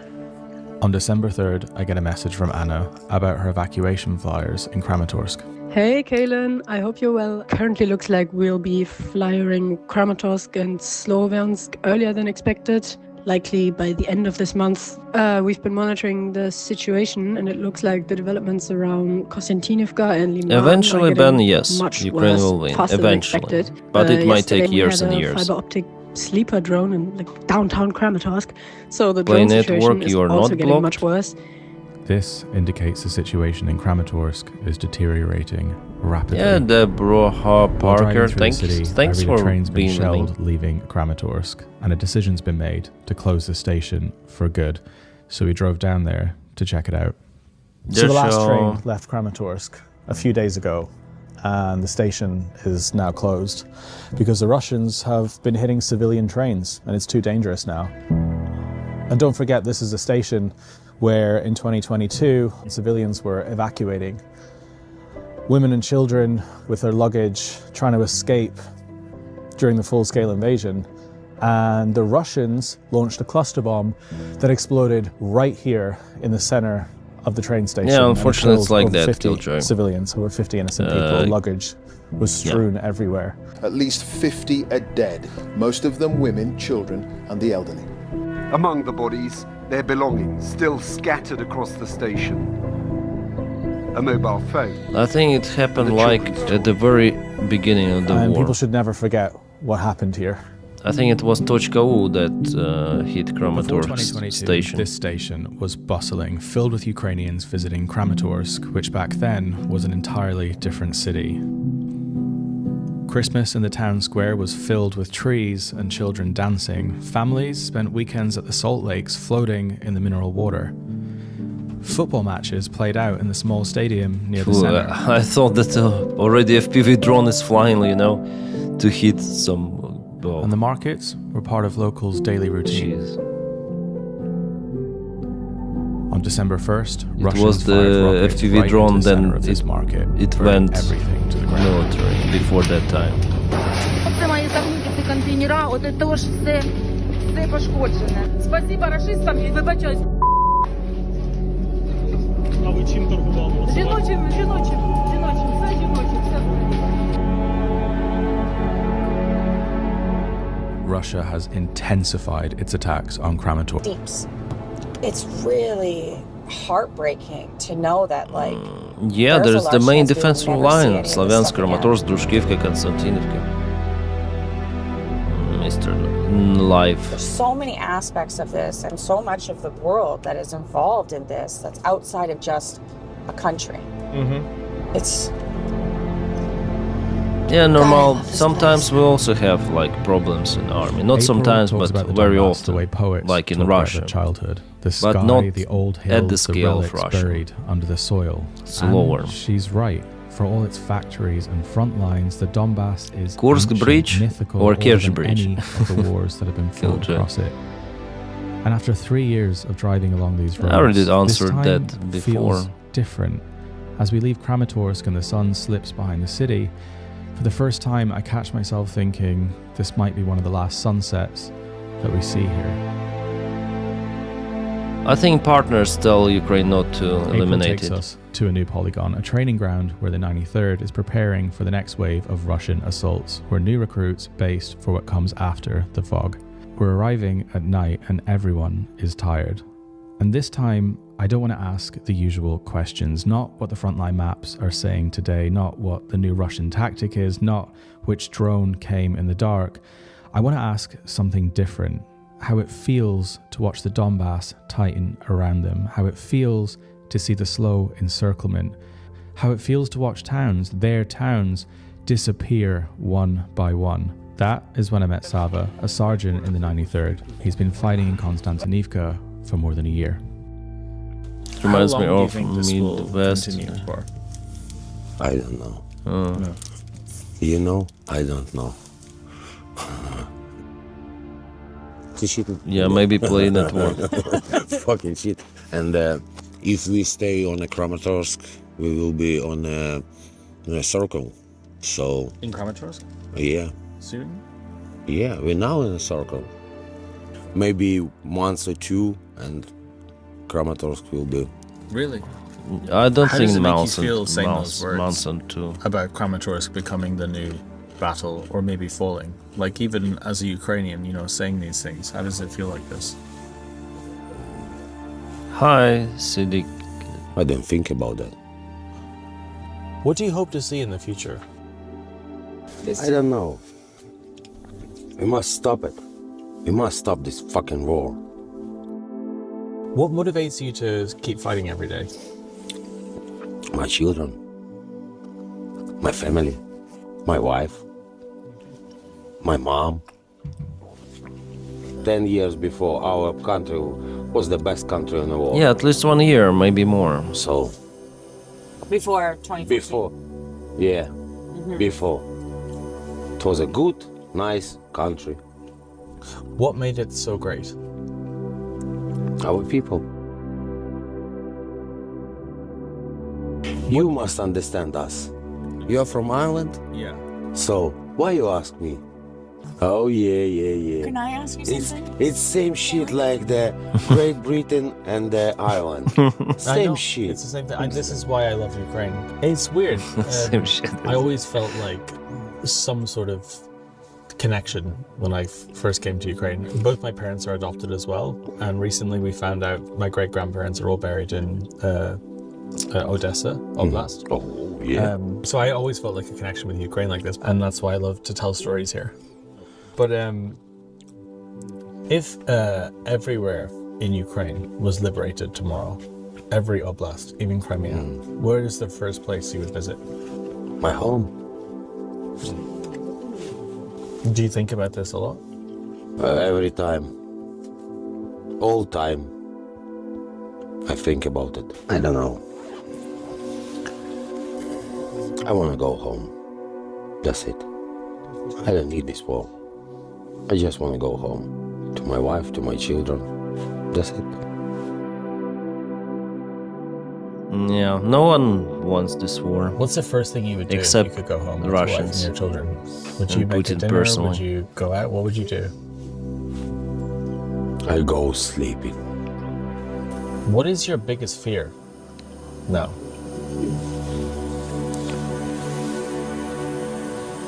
Long war. Long. I want to go home. And where is home now? Where is?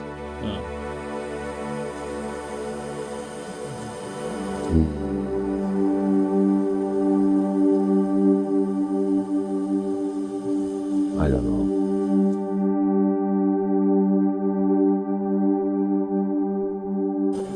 even don't know.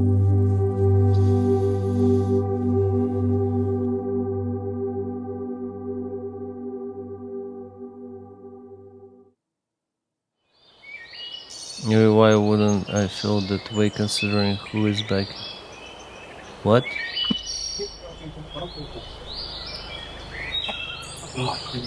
What's he digging? They are digging the front of the plant that she's supposed to sit down. See these logs here? Oh, they're gonna go on the top. Yeah. А что это? Камера. А, камера? Это камера, да.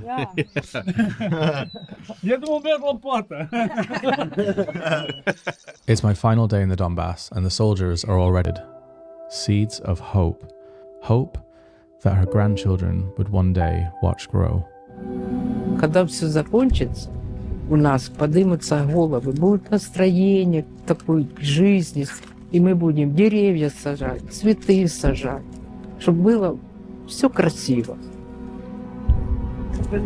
Чтобы детям, правнукам оставить. Always win, and dictators don't always fall.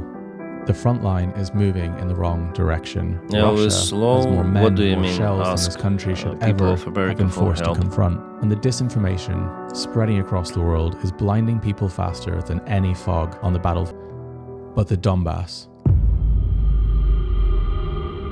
a land with more history than the nation trying to steal it.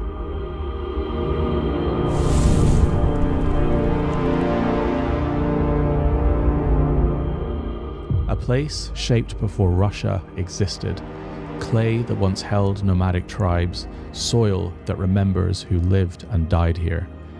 These aren't random battle lines like politicians describe on television. They're memories, identities, they're people.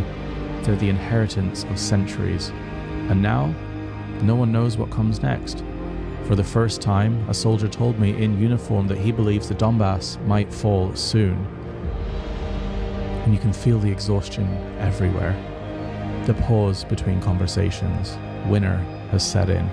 Corruption scandals hit the headlines. People are tired. But they haven't stopped.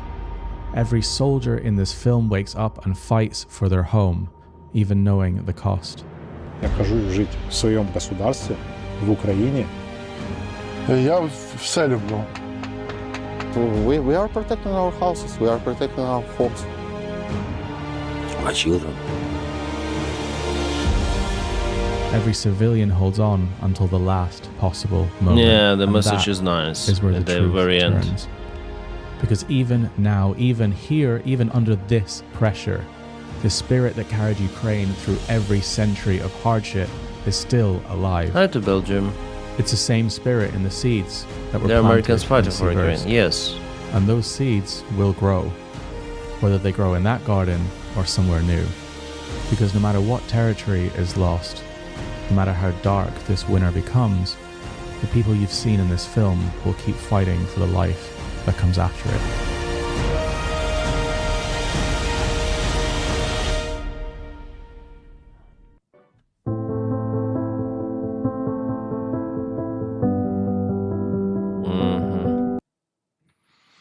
Nice. Published 1 hour ago. I will share it elsewhere. Also on my channel in posts.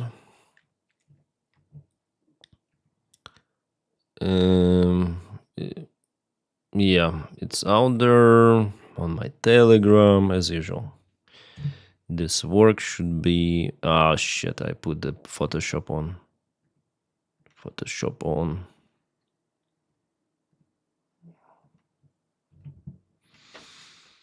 Yeah, it was a nice movie by Kellen. Very deep message at the end.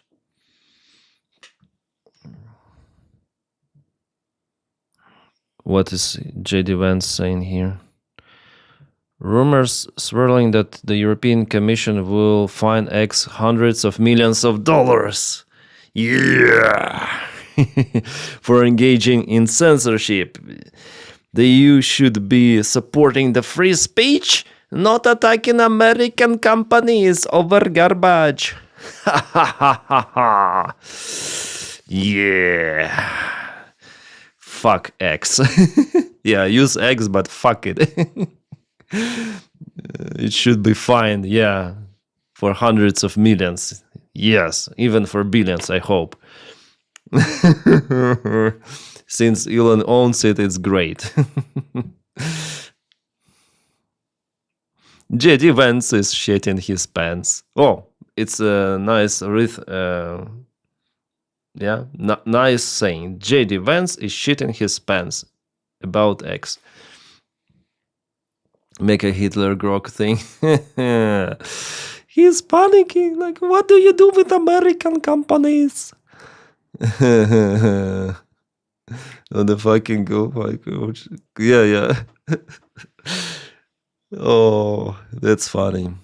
Wall Street Journal confirms that the lead up to the Hexed Caribbean war crimes, he made clear to commanders that UCMJ wasn't to be followed. No questions were to be asked of any order. It led to the resignation of the top commander Caribbean. Yeah, as we thought,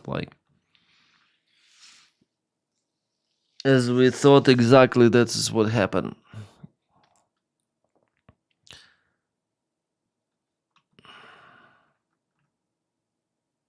Krasnodarski Krai, attack on a seaport in Temruk. Fire recorded at reported maybe.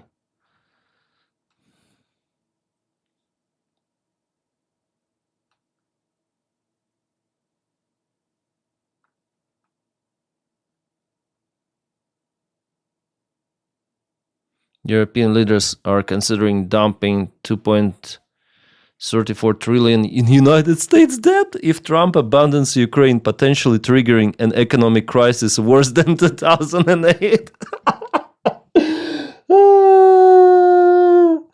So that's the lever. Yeah, America has a huge debt, and they actually own Europe, from what I understood. European leaders are considering dumping 2.34 trillion. Actually, Japan wanted to do the same stuff. Yeah, then Trump was like barking on Japan, like bark, I'm gonna implement tariffs, and they literally started selling those debts. So United States will have to pay for it. And okay, Japan, no tariffs on you. Jeez, Donnie thinks that he can rule the world, but no. That's interesting. That's interesting. Where do we have from express.com? Well, that's fine. I will try to find the confirmation. Just maybe in standard search we can do it. Daily Express, United States. Like, so far I don't see where this news is coming from. 3 days ago. Nuclear option. Like, so far I don't see like big legacy media.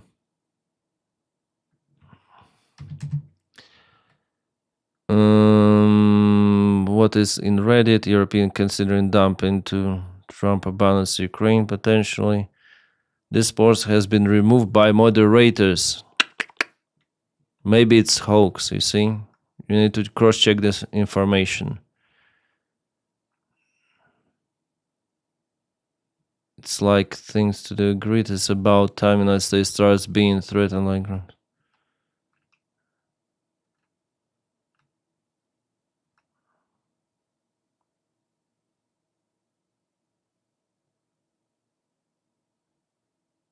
Yeah, I think it's like no big media report about it. It could be a hoax.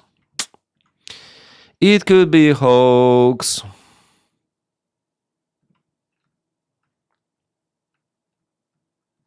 But yeah, still we have some interesting news. Pete Hegseth is unfit to lead Pentagon. I think Financial Times. Oh my, this is their official channel. I wonder if I can read, or should I? Yeah, I have to subscribe for them.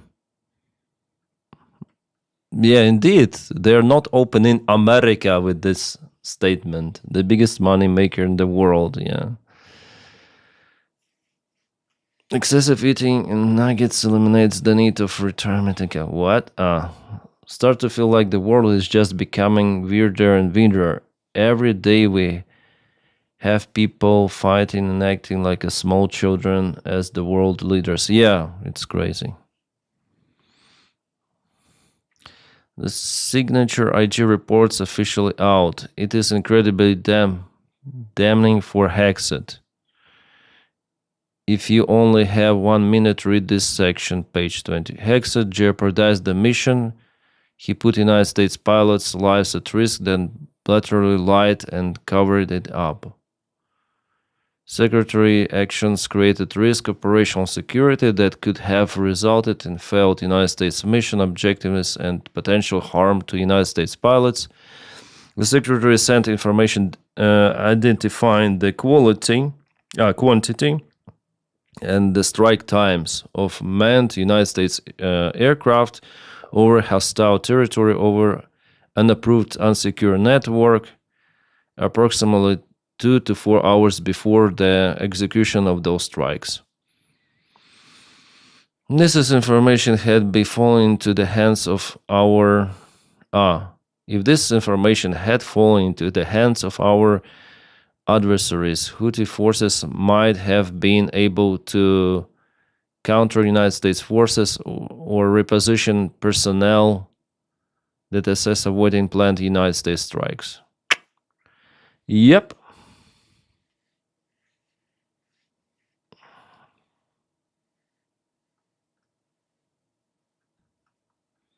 Is it the part of the documents they released?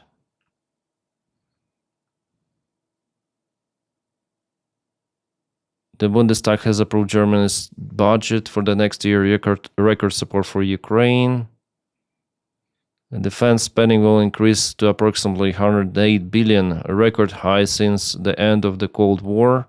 Ukraine will receive 11.5 for artillery, drones, armored vehicles, and other military equipment. Spiegel. Yeah, Germany really helps. Like, comparable. The IG reports reveal that J.D. Vance wrote in the leaked Signal group chat, "This chat's kind of dead. Anything going on?"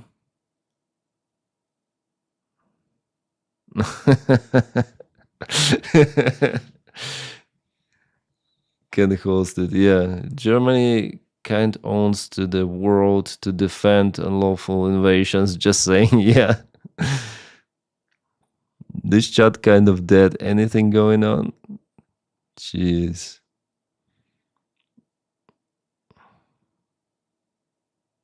Merz wants to speak with Belgian Prime Minister and the European Commission President on the use of the frozen assets. They need to come to conclusion to confiscate those.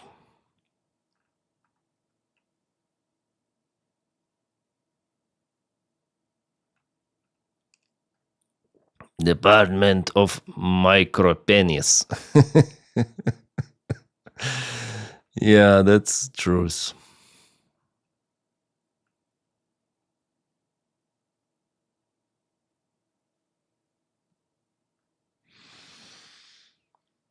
Yeah, Vovchan's situation is not so good as well.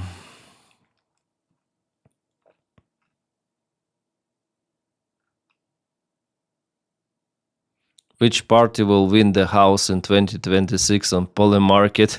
Of course, Democrats. No chance for Republican Party. Yeah. With Donny, nope.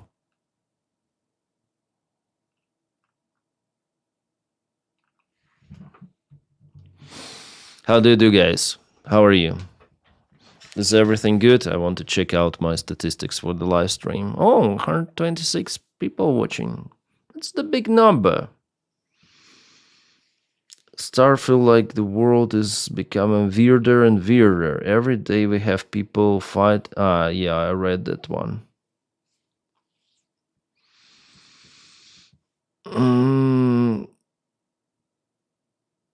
Android Paramount didn't highlight in Denys chat window. Any ideas how to flag the what?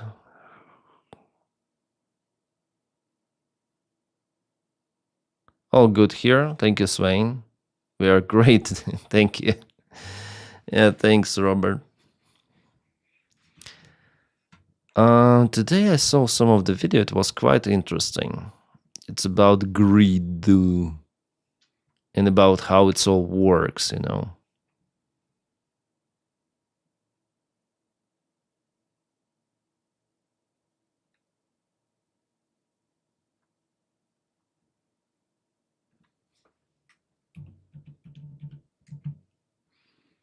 Oh, this one, yeah.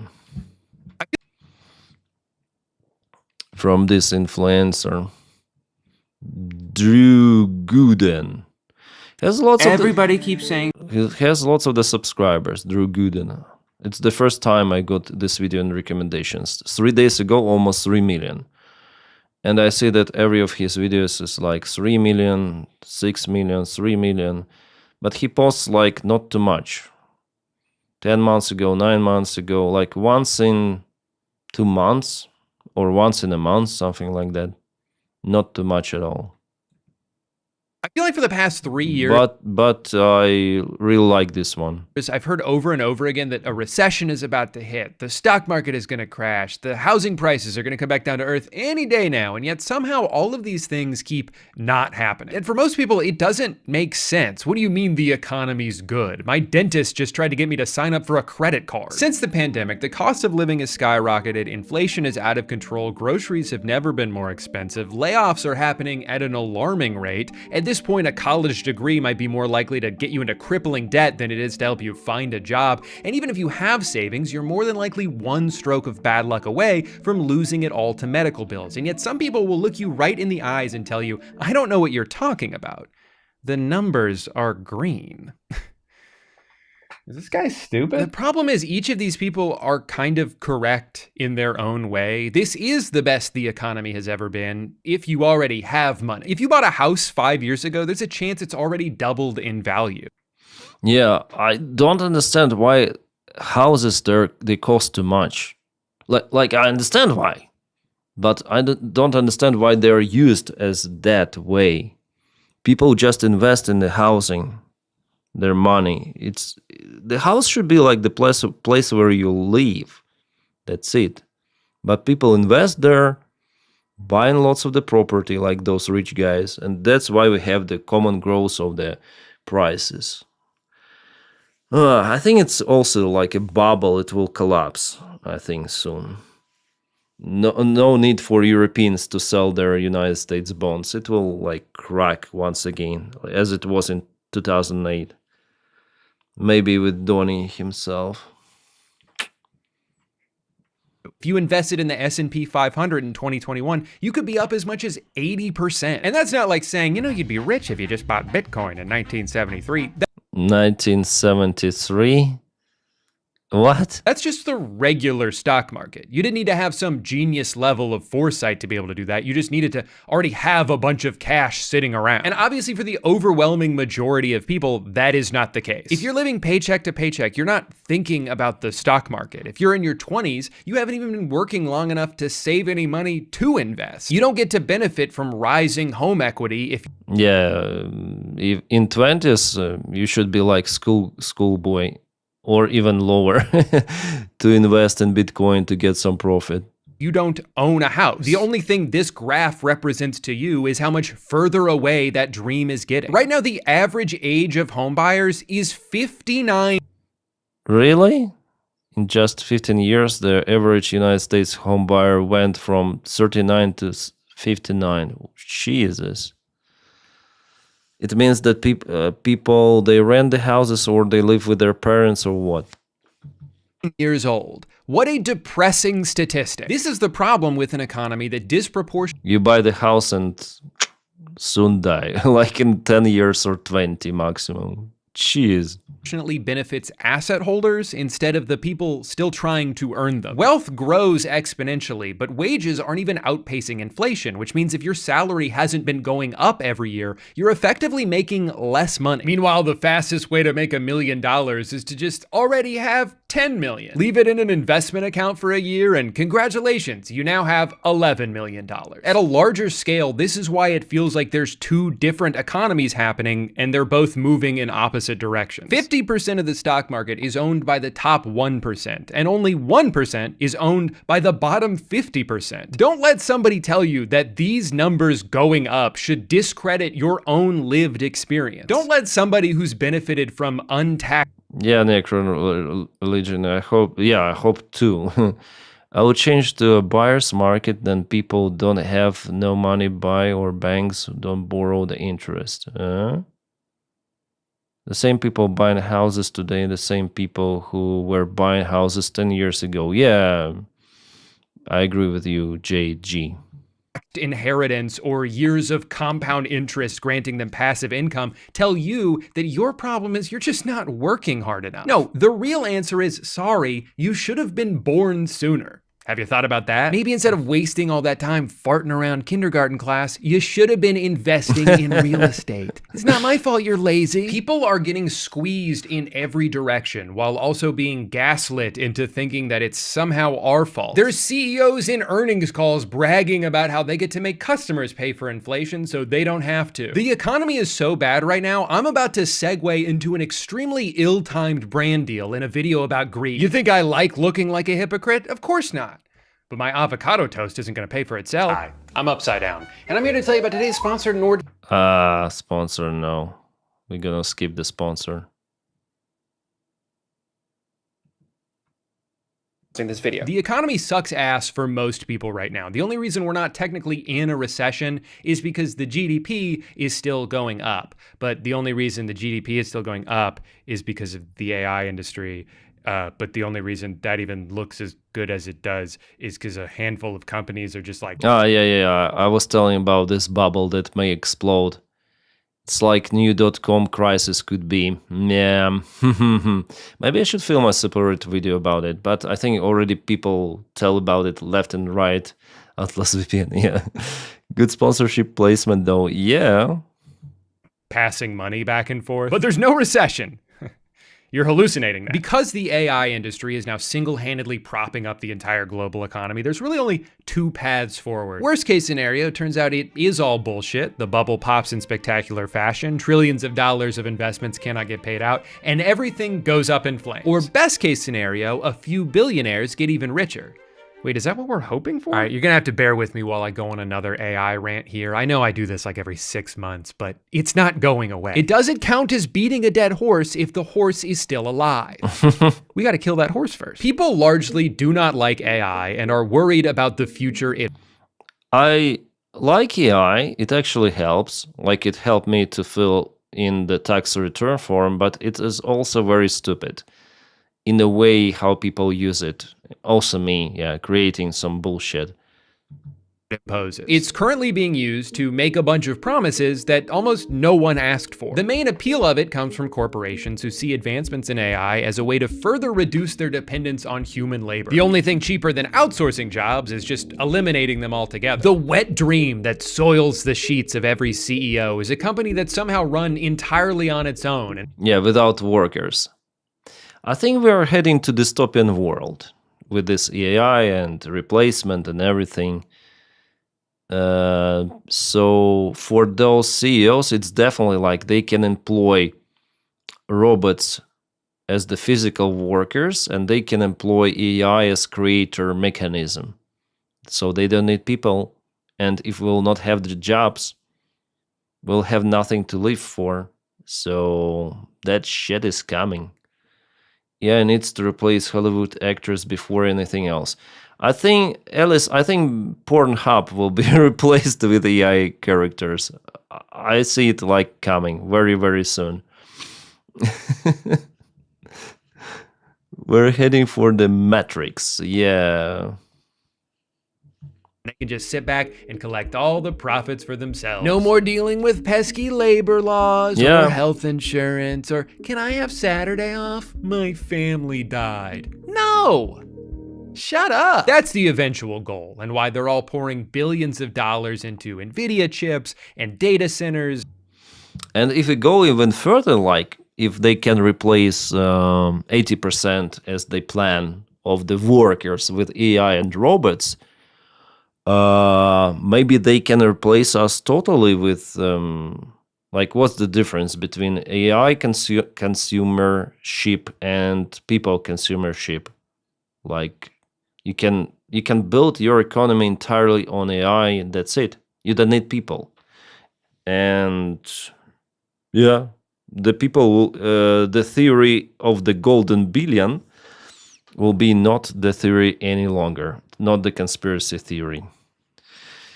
Sounds dystopian, but it could be like that. Denys, have you watched the Farscape? No, Kim, haven't watched. But this is frightening, honestly.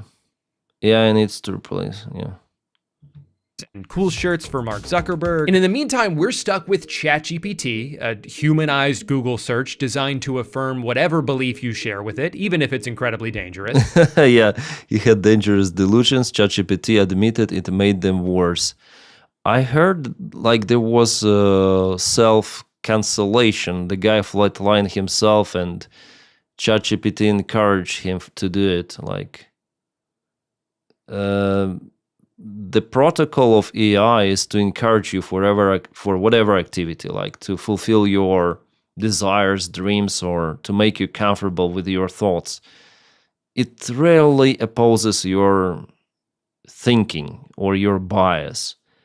By the way, DeepSeek may do it. China made in some way, but ChatGPT, no. If you say, I like that, ChatGPT will confirm. Any case, he will follow your narratives all the way. It.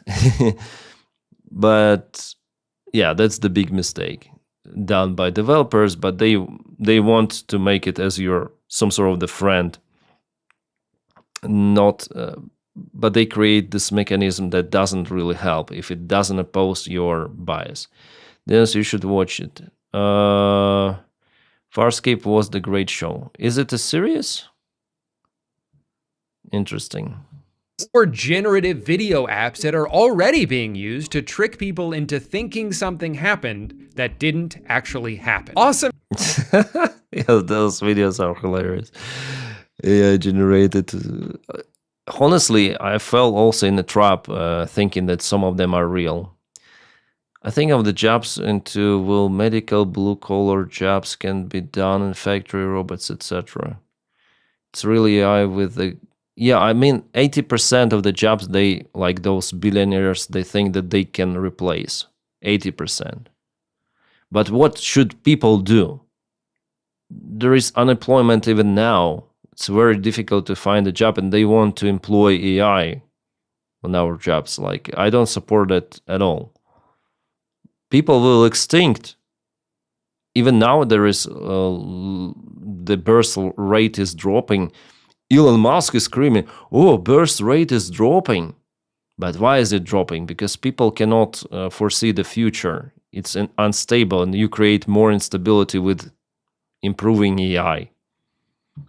Technology. I'm so glad this exists. And I think the best thing we can do to fight back against AI is to simply not engage with it. The problem is, even if you don't use these tools, if you live in certain parts of the country, you might be paying for them. There's been a lot of really good investigative journalism done on all these new data centers that are popping up around the country, who's funding them and who's getting screwed over in the process. For example, some residents in New Jersey who noticed that their power bill kept going up, even though they were actually using less electricity than usual. Well, it turns out it's due to an overall supply cost. Basically, when the total amount of electricity usage in an area goes up, power companies tend to pass those higher costs onto their customers. And for the past several years, electricity usage has been skyrocketing, with over half of that increase coming solely from data centers. Jeez. What a mishap. Someone builds a data center and you have to pay for it. for its electricity bills. Is it how it works, really? Too many video games. Then I think AI, something that can think more autonomously. I don't know, like my company. No, AI is like everyone calls AI absolutely everything nowadays. Heard it about data centers. Yeah, that's what he says about. People pay for electricity. Utility bill is going up because Elon Musk wants to pretend to have a girlfriend. You see, AI doesn't just exist in some theoretical space. It has to be trained on trillions of gigabytes of data, and that data has to be stored in a physical location. To power this, it requires an absurd amount of electricity, which generates an absurd amount of heat, which then requires an absurd amount of water to cool off. Most of these buildings use over 1 million gallons per day, roughly the equivalent of 10,000 people. This would be even more problematic if they were being built in areas where water is extremely scarce. So we should be good as long as we don't build a bunch of them in like the middle of the desert. Whoops. But to be fair, they are... You say it whoops because most of them are built in the desert because there is a dry climate good for those data centers. Extremely efficient about it. They don't just use the water, they also poison it. Yeah. I think we spoke about it on my stream, definitely. The water cannot be reused, or there should be some sort of the cleaning facilities installed that also consume electricity, and everything the same.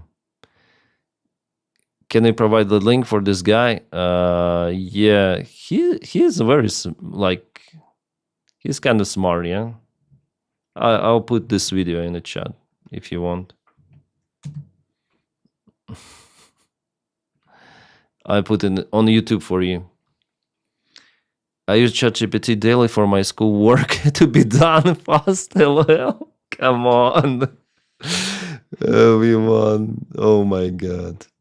It learns predictably. You can't be sure AI right. AI can't drive the plane or control nuclear power plant. You can't trust self-correcting type. Yeah, for now it's like that, but it improves. Part of this process is wasteful and destructive, and this is only the beginning. AI is still a relatively new phenomenon, so we're only just starting to see the effects of this. But the Department of Energy projects that the percentage of electricity used by data centers could nearly triple in just the next 3 years. And who gets to pay for it? We do. It's hard for me to accurately express how infuriating this is. The giant buildings that power this stupid fucking technology are being subsidized by people who just happen to live near them. Oh, but hold on, because they're technically contributing to the operating costs. So does that mean that they get to share in the eventual profits? No, of course not. They're more like involuntary investors. No, this is fucked up scheme. This is fucked up. So those data, like the companies, they are searching for the places where to build those data centers. So the more people live near, the better it is for those companies, right? Because their bills will be covered by all of those American babushkas around. Jeez. Doing it for free, or really worse than free, because a lot of them are being kept awake at night by the deafening hum endlessly emitting from the factory shoved into the backyard of their homes that have now surely plummeted in value as a result. But hey, at least they're doing all of this to make a product that hopes to replace 80% of humanity. Yeah, that's what I say. Experts predict AI will lead to the extinction of humanity.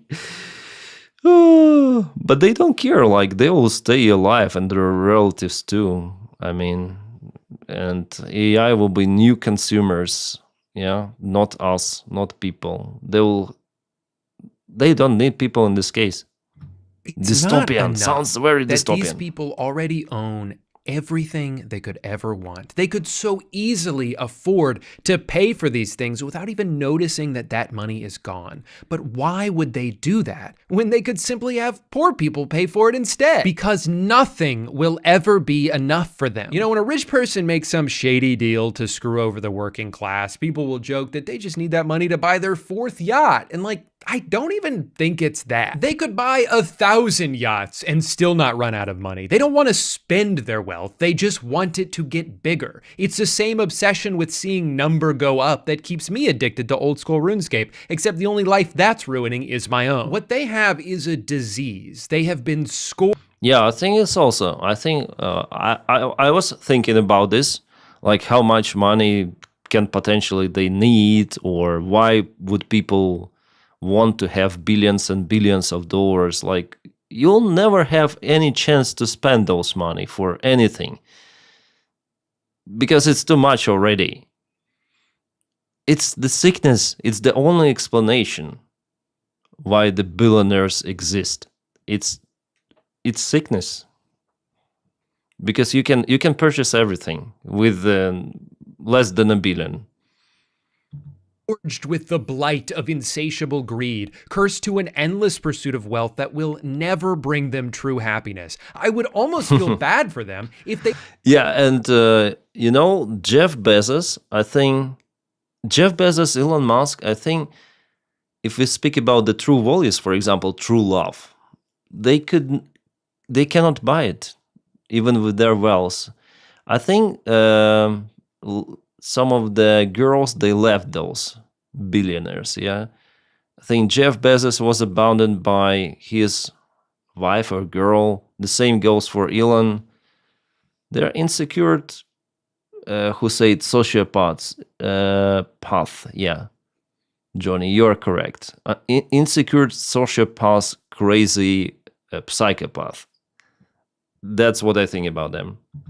We're actively destroying the world in the process. One of the most frustrating things about this problem is that if you even try to suggest that maybe these guys should just have a little bit less money, like you guys can still be rich, whatever, just turn it down a notch because you're kind of making shit terrible for everybody else, you're treated like you're crazy. No, this is the American way. If you don't like it, then leave. And yet these ideas aren't radical. They're not even new. Most people who advocate for a more progressive tax system are only calling for a return to something that used to exist in this country. We just forgot about it. So I think it's important to do a little history lesson here. If you can believe it, there was a time where the working class in this country actually had it really good. And it was mostly because things got so bad during the Great Depression that the government was worried about the country collapsing. Thousands of banks had closed, millions of people lost their entire life savings, unemployment peaked at 25%. So in fear of a revolution happening, the government was like, all right, fine, we'll give you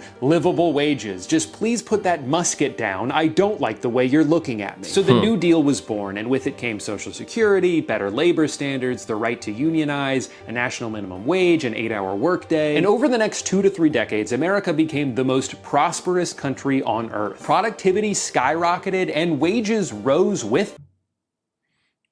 But something strange is here. Yeah, it's after all 19. He's speaking about 30s, but it goes from 1980s up. Yeah, productivity. So after all, it's 1980s. It's not 30s. Skyrocketed and wages rose. We'll get to go to this part later.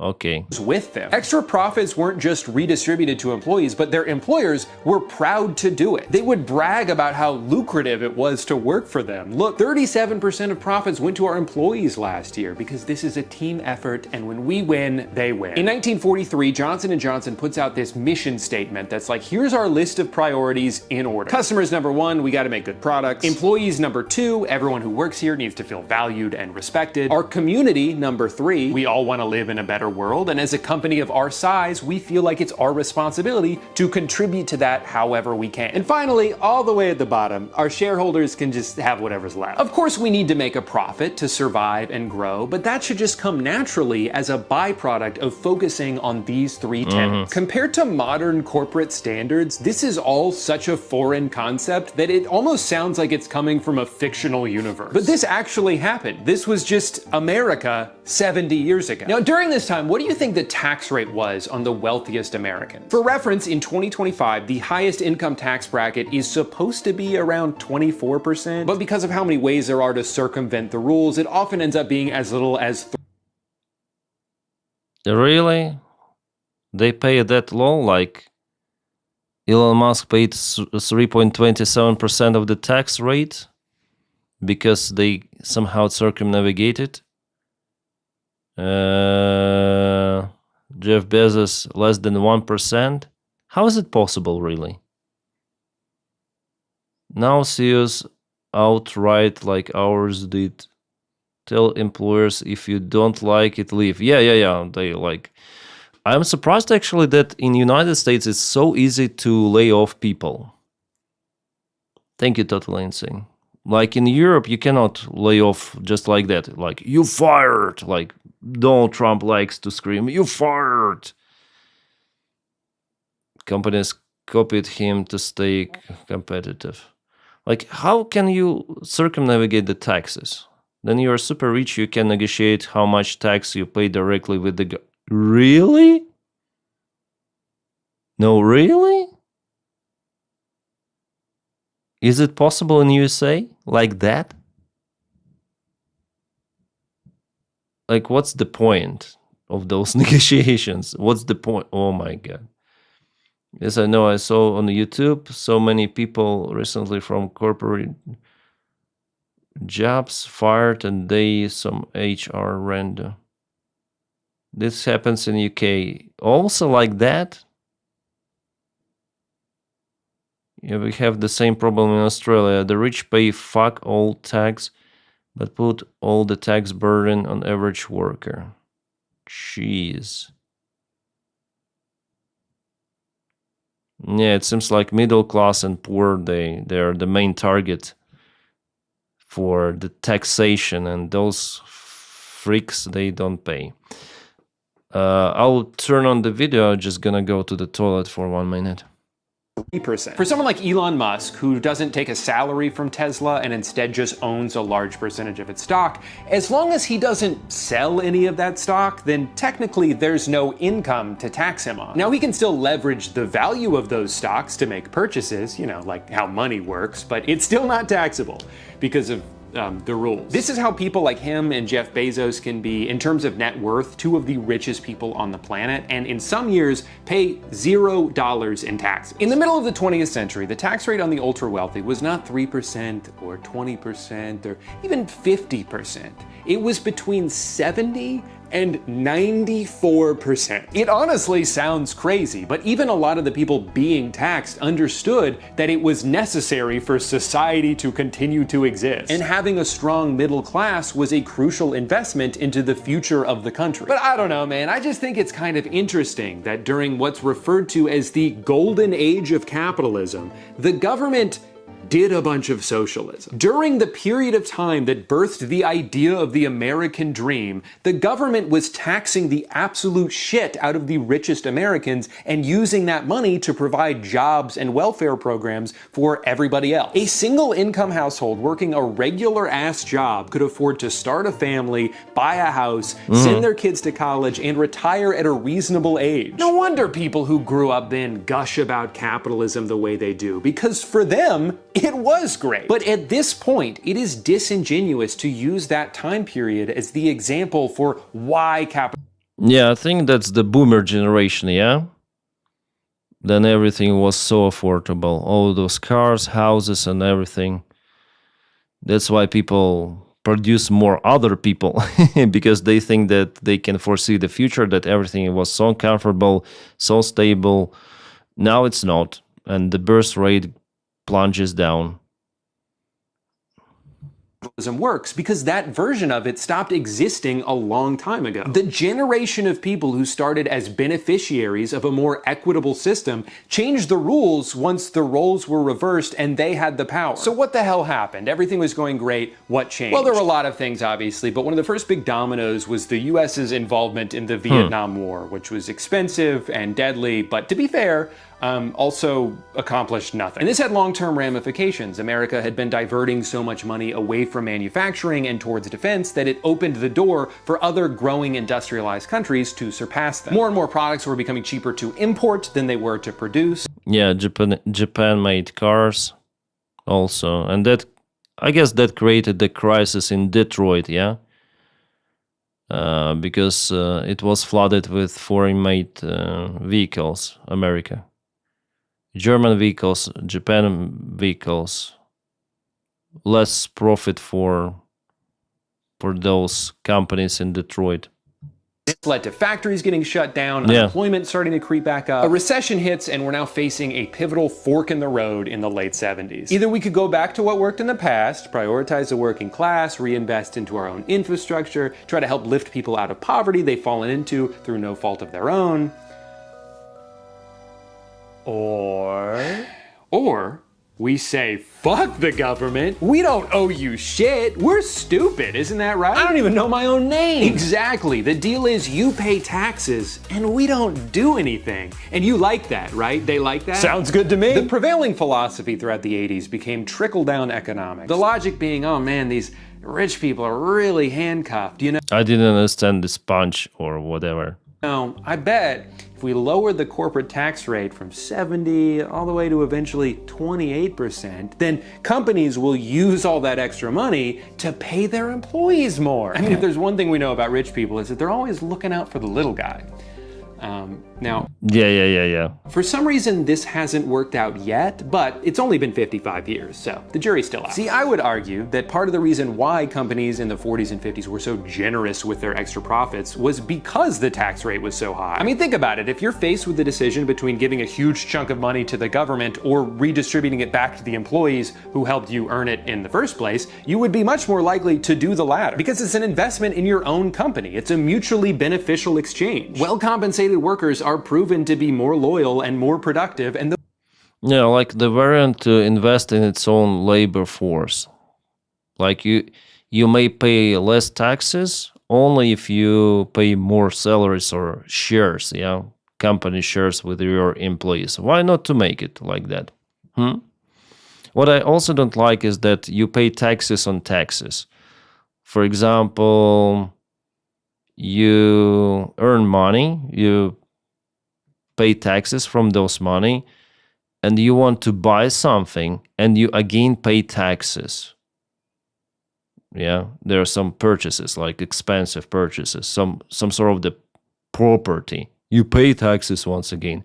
And if your children want to acquire your heritage, everything you purchased before, they have to pay their taxes for your freaking property, which you paid the taxes for. Like, what is happening? And it's kind of frustrating. Taxes on taxes on taxes on taxes.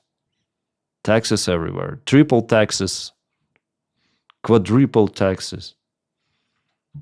those are two things that you want. Now, there were other factors as well, loosening a lot of anti-monopoly regulations, the legalization of stock buybacks, but this dramatically lower tax rate is a big reason why the 80s serves as the dividing line on just about every economic graph you could look at. This was the beginning of a long and continuous transfer of wealth from the working class to the top 1%. And while it would be very easy to just blame all of this on then President Reagan, that would only be mostly true. Sure, this new approach opened the door for more exploitation and greed, but you still needed a few scumbags willing to go through that door for the evolution to be complete. And nobody sprinted through it faster than one man. The real-life cartoon villain who designed the blueprint that most modern CEOs are still following to this day. His Who is this guy? name was Jack Welch, and he's often referred to as the man who broke capitalism. During his tenure as CEO of General Electric, he turned the once quintessential American company that reshaped people's lives and supplied hundreds of thousands. I know General Electric just for the airplane engines. That's I know. The rest, I don't know. So higher operation costs, lower taxes, but wealth tax and other taxes have been lowered, so you can make more from squeezing as much profit as you can. If you pay 20% of your income taxes and 20% taxes on everything you buy, taxes is taking 40% of your money. Yeah. Yeah. I also think that social media feeds into this cycle of greed and raises the next generation of greedy people. Yeah, sociopath and greedy people. I agree. But still there are good guys. Like I see, like, for example, my daughter, how she communicates with classmates. They're good people. They're nice people still. It's maybe it's misjudgment for now, but yeah, it's hard to say. Really, I cannot say that all of the young people, they're crazy or something. They're nice people also. You have seen in the degenerative alpha kids, there is a lot of concern. I don't know. Thousands of high-paying jobs all across the country into a worthless carcass. And I think I was way worse in my age than they are. A joke of a corporation, all while he became one of the richest people on the planet. In the century before Jack Welch took the reins, GE invented things like X-ray machines, jet engines, TVs, radios, and just about any kitchen appliance you can gives me Fallout vibes. Think of. In the 1980s, Jack invented laying people off. That was his big idea. What if we just fire a bunch of people? And then we don't have to spend as much money. It seems so simple and obviously very commonplace today, but before Jack, companies were not doing this. It was almost seen as un-American to fire somebody unless you absolutely had to. But Jack didn't think like everybody else. He was a pioneer. He bravely instituted the rank and yank system, where every year the bottom 10% of employees would get laid off no matter what. Not because they all deserved to be fired, but just because they fell on the wrong side of a spreadsheet. What's that? You were 3 years away from retirement and now you no longer qualify for pension? Okay. Then die. And to be clear, the layoffs were also not because the company wasn't profitable. It very much was, but it just wasn't profitable enough. See, when you routinely shut down entire facilities, you uproot thousands of lives, you create a toxic and selfish work environment where loyalty is replaced with fear, and if you're a company with the size and influence that GE had at the time, you can almost single-handedly destroy any semblance of a middle class across all of America. But this number gets a little bit bigger. So it's kind of a fair trade. GE was at the forefront of this countrywide philosophical transition from an economy that cared about making things and rewarding the labor it took to do so, to an economy that only cared about shareholder value and would prioritize anything it could to make that number go up. But the thing about the stock market is it's mostly just about perception. As long as something seems to be growing in value, then people will be more likely to invest in it, which will in turn... Yeah, it's like a pyramid, like Bitcoin, like any sort of the stock nowadays. People invest because they see that they can earn money from it. It's not the value of the company itself, the stocks. It's the belief that you can earn money. That's it. It's the belief that it will grow. And it only works while people continue to invest.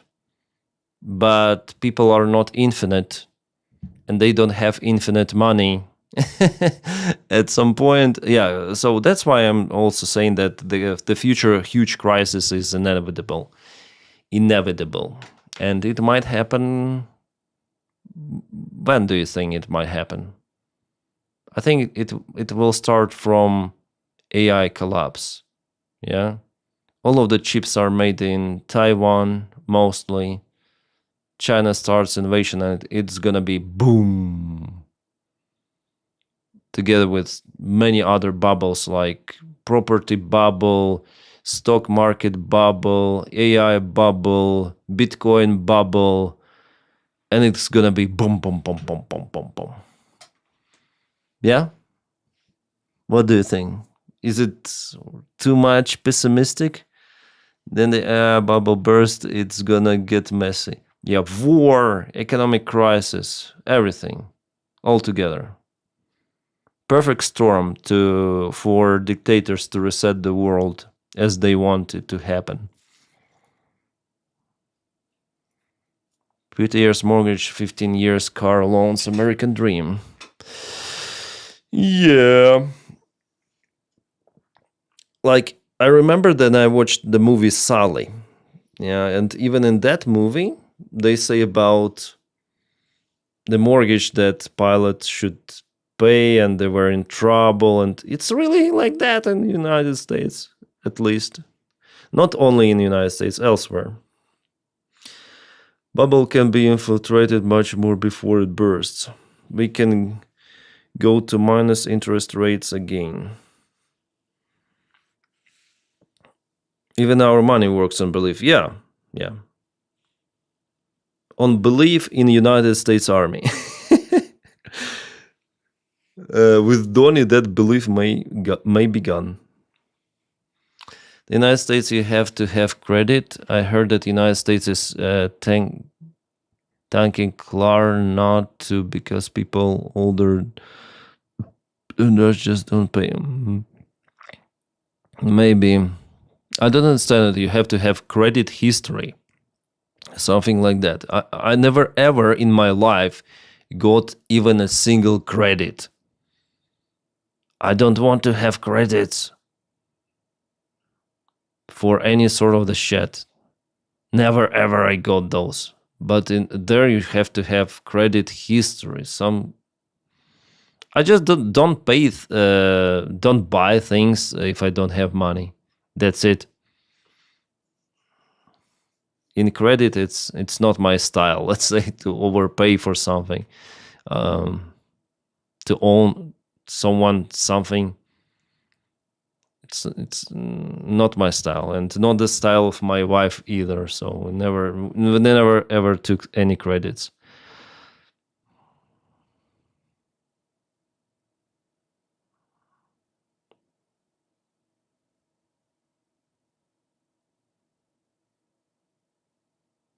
Build your credit because you'll need it. I don't need it.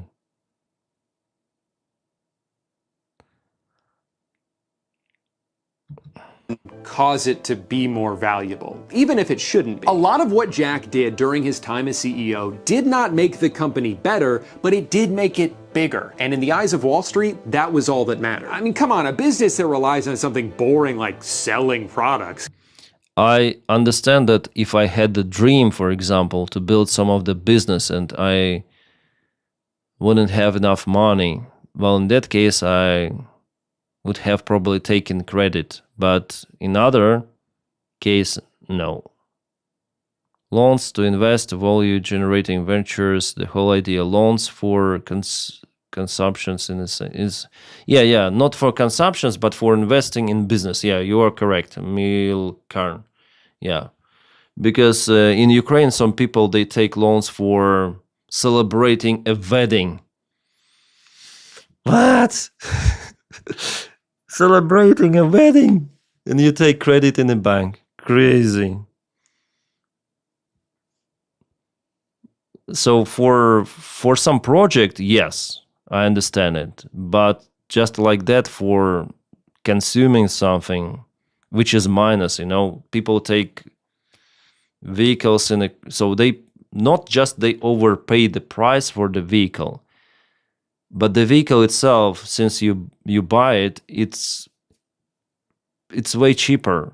The first time you drove it away from the store, it's already like 20 at least % cheaper, yeah.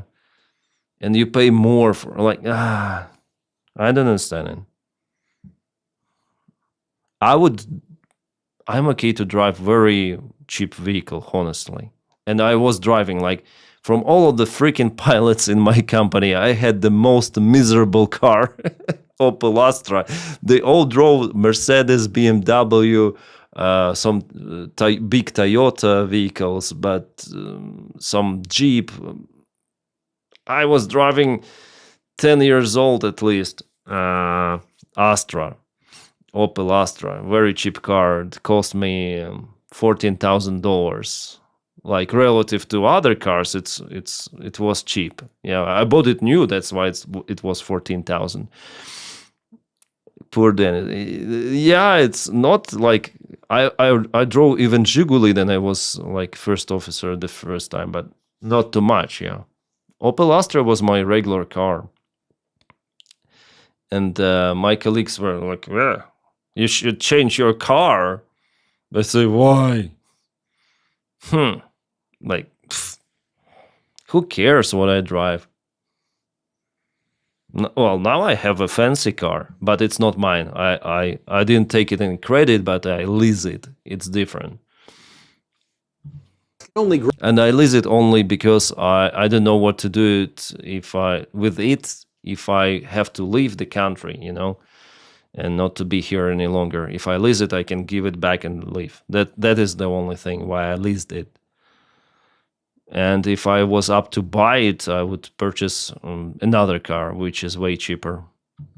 So much. But a company that's constantly acquiring other companies simply has no ceiling. I mean, they could be worth infinity dollars when you think about it. So that's what they did. Over the next few decades, GE bought and sold hundreds of companies, and Jack was lauded for his brilliance because from the outside, everything seemed to be working. I mean, sure, they were becoming a bloated, nonsensical hodgepodge of unrelated businesses, eroding the company's infrastructure and prioritizing constant quarterly gains over any long-term sustainability, but no one gives a shit because the stock price has never been high. They've stumbled upon an infinite money glitch. They're just alchemizing value out of thin air. It gets to a point where the company founded by Thomas Edison doesn't even make their own light bulbs anymore. It's cheaper to get them somewhere else. Who cares? All they care about now is their ballooning financial division. They're issuing high interest loans. They become a massive holder of subprime mortgages, a famously good investment to make in the early 2000s. Literally whatever it took to juice the numbers, that's what they would do. After about 30 years of short-term decisions that received instant gratification from shareholders but were gradually making things worse for the company and its dwindling number of employees,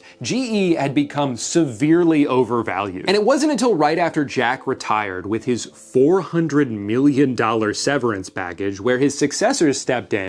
I think by the time it was a huge money, yeah? 400,000. The used car prices in UK are insane. 14,000 pounds for a 14 years old Volvo. Or maybe that's a Volvo. I don't know. But it's too much. We're like, wait, this doesn't make any sense. The time bomb Jack planted explodes in their faces, and GE spends the next 20 years slowly bleeding out. And at this point, they couldn't fall back on just like selling microwaves because they'd been cutting corners on production so long that nobody wanted to buy any of their shitty garbage anymore. And of course, they had fallen way too far behind on innovation because they spent all their money on acquisitions instead of research. By 2021, the company that helped bring electricity to America was mercifully laid to rest, split into 3 separate institutions, none of which have come close to the dominance or influence that GE once had over the American economy. But here's the thing. You know who isn't affected at all by the cataclysmic downfall of General Electric? Jack Welch. Because he's dead now. He already got to live his entire life of luxury and adoration without ever having to deal with the fallout caused by his actions. He took control of a building with a rock-solid foundation and just kept scrapping it for parts until the only thing left for it to do was collapse under its own weight. But by that point, he was long gone. I believe that this is the goal of those who now follow in his footsteps. They don't need to care about whether or not what they're doing is harmful or unsustainable. As long as the facade can be maintained long enough for them to reap the rewards, it doesn't matter that the ship is sinking behind them because they have a lifeboat. It doesn't matter that America spent the past 60 years exporting. It's like I may compare it with now what is happening in Europe, for example, with those bureaucrat politicians who do not understand that dealing with Russia was a bad idea, that maybe it's better to, after all, confiscate Russian assets to help Ukraine to fight Russia right now, than to lead Russia to attack Europe after all. So, and they don't care really, because for them, this ship, like Europe, it's someone's ship. They have their own ideas for their own personal lives. They may exit this continent even and live their usual lives in Bahamas, So they are over the countries. They are the head of the corporations, the politicians, bureaucrats who have their life-saving boats or something. Yeah, that's what scares me. That our destiny depends on those bureaucrats, politicians. If it wasn't for them, I think the war could never ever happen. They would not deal with Russia at that scale, feeding their economy, preparing Russian military actually for aggression. So yeah. All its jobs and decimating the economies of small towns all across the country because a few hundred people responsible for those things already got to live long, happy lives. They don't give a shit. This cutthroat corporate culture that Jack pioneered is still seen all around us today, and through the magic of time, it's only getting worse. CEOs make $1,000 every second while their employees have to piss in water bottles so they don't fall behind. Routine layoffs, regardless of if a company is even struggling, are so normalized that it's just something we've come to expect. The stock market rules the world. Every major decision is dictated by this inherently volatile and short-sighted metric, and look at where that's gotten us. Millions without jobs, an enshittification epidemic, and a concentration of wealth that should be seen as a threat to humanity. Even while owning everything, billionaires live in fear of losing it, so they weasel their way into politics, they influence elections, they buy policy changes. They use their wealth to reshape the world to benefit them even further. They try to control narratives by buying up news outlets. They can dictate what's on our social media feeds. They spend an enormous amount of resources on pitting us all against each other, so we're too distracted to see that the real problem is them. Should the human race survive? Everything kind of sucks right now, and as a result, most people are justifiably pretty angry. But for media outlets and politicians, that anger is their single most powerful tool because they can tell you where to direct it. And they don't even really care who it is, so long as it's not them. That's why it changes all the time. Sometimes it's trans people, sometimes it's immigrants. Most recently, it's been poor people. There's been this whole war going on over food stamps because when the government shut down, 42 million Americans lost access to SNAP benefits. Now that's an objective piece of information, an inarguable statistic, but depending on how it's presented to you, it may lead you to draw a drastically different conclusion than somebody else. For some, it might put into perspective how dire the situation has gotten. Like surely there's underlying issues with a system that's allowed 12% of its population to be unable to afford food. Alternatively, you might hear that and think, wait a minute, my tax dollars are paying for these greedy freeloaders? I'm busting my ass over here to barely make ends meet, and these leeches are using my money to buy cookies? That's not fair. And all it takes is highlighting a story or two of someone taking advantage of the system to make you think there's this rampant issue, that you're expected to feed all of these people with money you barely have enough of to feed yourself. This narrative has been used since the 70s because it's very effective. You work hard, they're lazy, this program is bad. It's easier than ever now to push this narrative because you can just AI generate a video of a fat lady screaming in Walmart and get everyone pissed off. But in order to properly analyze this, let's take a look at the data. First of all, SNAP only makes up about 1.5% of the overall federal budget. Less than 1/8 of what we spend on defense and 1/8 of what we spend just on interest on the debt that we owe. By my math, cutting this program would only save the average taxpayer a couple $100s a year. And of course, that's assuming that if they were to cut it, they would send you a refund in the mail. No, I'm pretty sure they would still take the same amount, but instead of reinvesting it into the economy, which is what SNAP ultimately does, they would just buy some more missiles or send a pile of cash to Argentina. Second of all, by definition, the majority of SNAP recipients fall under the umbrella of elderly, disabled, veterans, full-time caretakers, or just temporarily unemployed. Remember, not everybody who isn't working does so because they don't want to. It is very hard to find and keep a job right now. The fact and they want to employ AI even more to replace the jobs.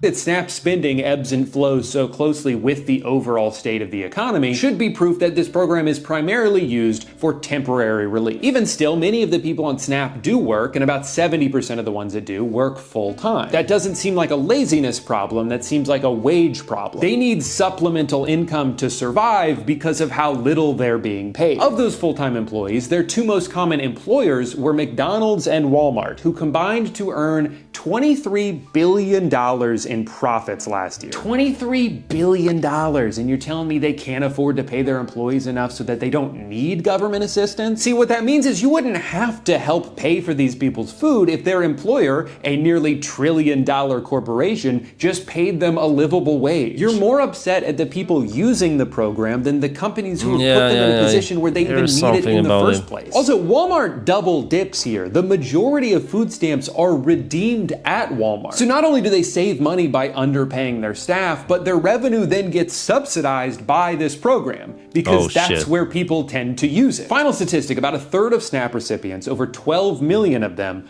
are children. What's the argument there? Are they not working hard enough? What, you don't want to get a job just because you're 7? Like, can we stop for 1 second to think about what you're saying here? You have let somebody convince you that in this situation, the only way to make your life better is if 12 million children starve. So I want to ask, who is more to blame here? A bunch of kids who got born into poverty, or CEOs with more money than anybody could spend in 1,000 lifetimes who expect you to solve the problem that they helped create? For some people, it doesn't matter what you say about... Yeah, this guy is kind of smart, and he structures videos very well. It's not a surprise that he has so many views, and mainly I agree with him.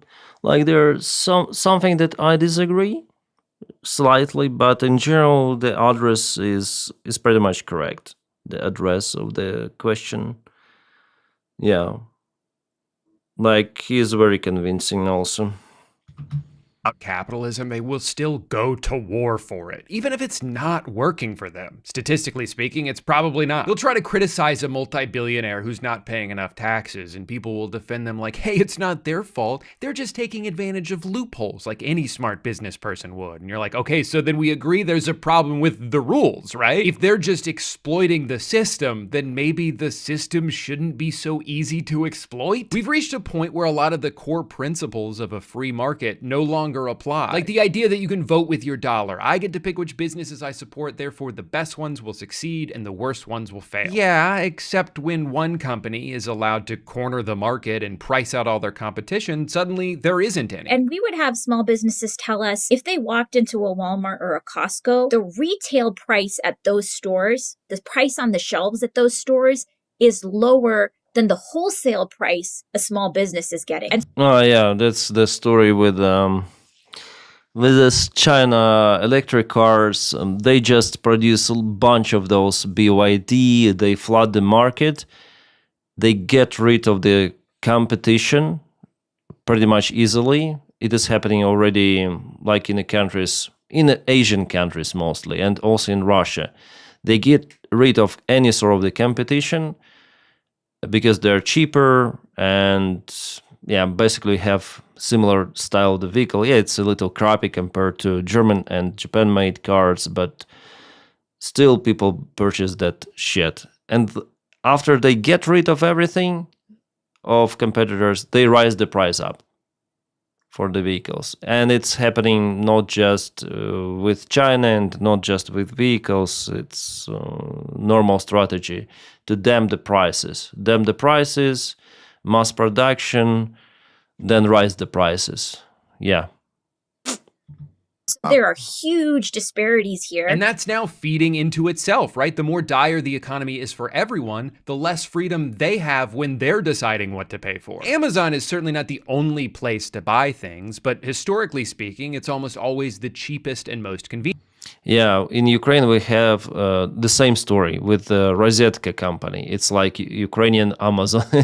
They're selling mostly electronics. They started from selling electronics, and from all of the websites, from all of the shops, they had the cheapest prices.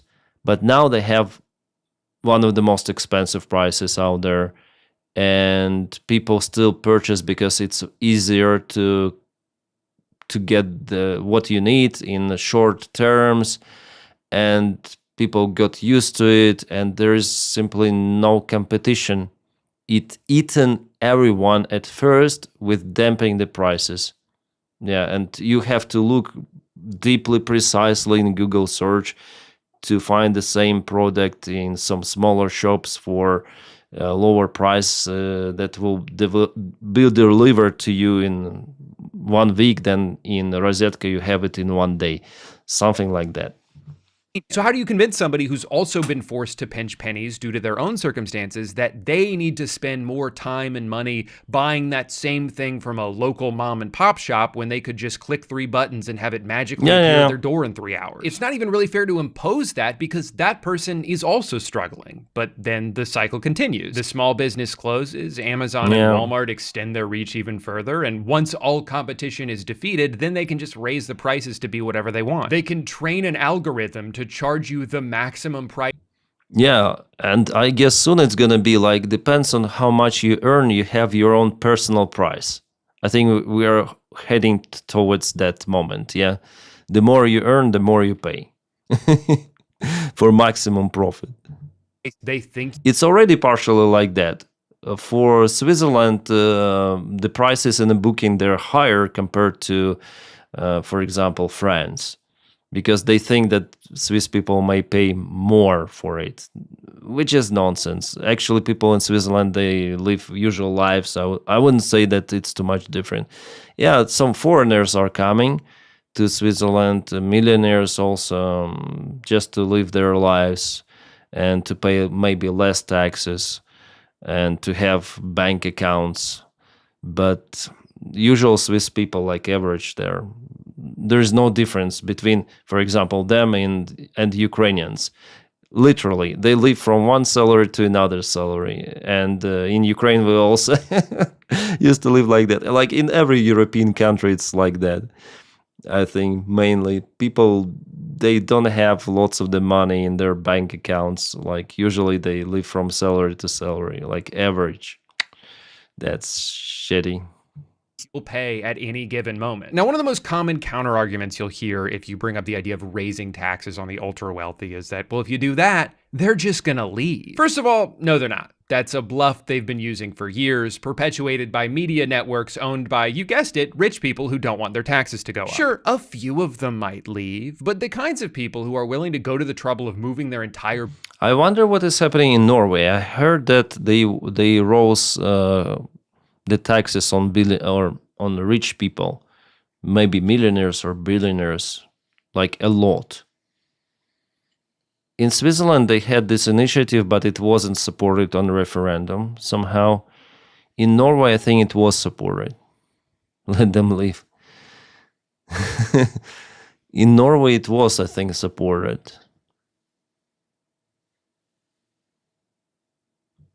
Business from New York City to like Kissimmee, Florida, are probably already doing everything they can to avoid paying any taxes at all. It doesn't seem like a very productive mindset to cater to this parasitic minority at the expense of everybody else. Second of all, oh my God, can we grow some fucking balls here? You don't understand. They're not gonna like it if we raise their taxes. Do you hear yourself? Do you hear how pathetic you sound? Okay, so what, we can't do anything then? That's it? It's over, they won? Your plan is that we should just give up and let the billionaires have whatever they want. Buddy, we've already tried that. I think that definitely the taxes on those billionaires should be more, like more than average for the people. I think, yeah, like that. Like if it is ultra rich people, they should pay more. Yeah, especially then they do not contribute to society. Like they have their own, like businesses that are not connected to what? Improving people's lives. That's what I think. Maybe I think too much communist, yeah? Maybe people will accuse me for being communists. But it's too much, like billions and billions, why you need those? Like I would understand, okay, normal taxation for people who have several homes, several cars, several, I don't know, maybe even an island, but billions, like why? Why people need that? I don't understand. Well, the only explanation is sickness, because you'll not have enough time in life to spend those money. In hundreds of lives, you will not spend those. I don't know. Maybe I'm wrong. And that's not working either. Third of all, this criticism is predicated on an idea that taxation essentially has a bell curve to it, where after a certain rate, your overall revenue actually decreases because people will lose the incentive to work as hard or, like you're saying, move away. With this in mind, there have been studies done by economists who believe that every country has its own ideal rate for maximum efficiency. What was this, those countries? Believe that every country has its own ideal. Let's take, for example, Ireland. Pareto parameter. What is this? I don't know. Current top tax rate. Ireland 64. That's a lot. Laffer curve peak 72. Maybe it's taxation of high incomes. High income. It's like very high income. But it's already very high, like, yeah. Degree of self-financing. 71. What? Like the current, yeah? Could be more, it seems like, yeah? Or what? Germany, 57. Finland, crazy, 72. But it's for higher income. Yeah? Poland, not too much compared to others. What else we have? United States, 48%? Really? Norway, 63. I think in France it should be like France 69. I thought it's more for ultra rich people. Like still it's more, but it seems like they may find out the way how to circumnavigate. But again, they say on high incomes, they count it from, I think, 300,000 or something like that. It should be like from millions of dollars, yeah? Like, for example, $3 million per year you pay higher tax. That's it. Before, not so much. Maybe. Or maybe 10 millions. But the tax over that price should be more. Over that income. I don't know. It's hard to judge actually like 100% from my level. Rate for maximum. What I understand that ultra rich people, like billionaires, they are psychopaths. That's what I understand.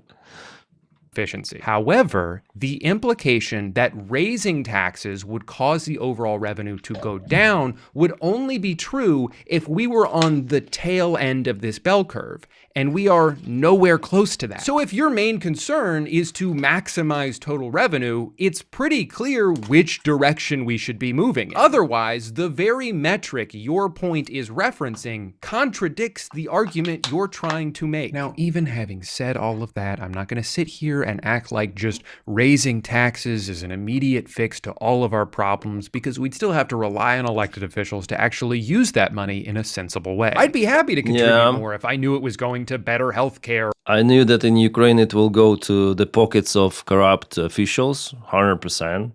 Or nicer parks or public transportation. But if my money's just going to be used to blow up a hospital on the other side of the world, then yeah, maybe I'd rather just give it to a food bank. I don't know all the answers, because at the end of the day, no matter how hard I try to expand my legacy beyond it, I'm still just the road work ahead guy. But I do know that this amount of wealth inequality that's showing zero signs of slowing down anytime soon is not sustainable. Turns out that actually every single thing in the world becoming a for-profit commodity, from housing to healthcare, is just a way to enrich a few people at the cost of many. And I have to wonder if we've finally reached a point now where the greed has gone too far, that it's now so impossible to ignore that no amount of gaslighting about how the economy is good actually will convince people who are dying because they can't afford to go to the doctor that this is just how life should be. History shows that unfortunately sometimes things have to get worse before they can get better, and if this is what it takes for a return to class solidarity, then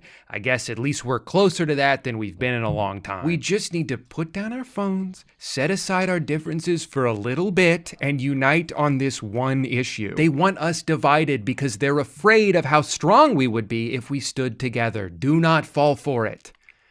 Now, if you'll excuse me, I need to go argue on Reddit about how Ghost of Yote is woke because they didn't make the main character hot enough for me. Thank you for watching. Because this... Yeah, nice video. Very interesting. Touching and attracting. Yeah, I agree with most of the stuff, actually. The guy is convincing. He has a talent of YouTuber. I cannot speak like that. Well, that's why maybe he posts like once a month or once in 2 months, because he scripts his videos and everything of that. So, yeah, nice. So, I think there should be like limits for capitalism. It shouldn't be like crazy one, yeah?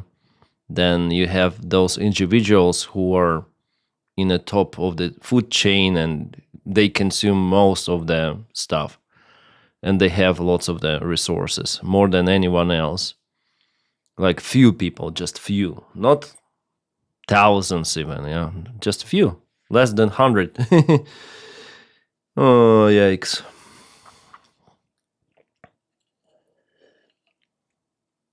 Universal healthcare is the answer, has been for decades. I think so, yeah. And the case with CEO who was assassinated in New York, people were cheerful about it because they understand how corrupt this system really is, that it's not fair, that it's big scam on people. That's why they were cheerful. Oh, this bastard is dead. People are tired of that. Limited capitalism, agree, government should protect people too. Yeah, they let, about the abuse of the system, they let corporations to abuse it.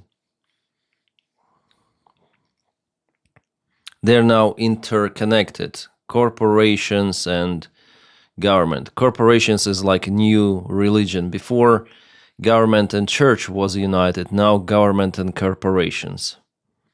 Serves the Vatican, go there and shadow. Yeah. New religion. And it really, they work to divide society, yeah? It's better to control divided society than united.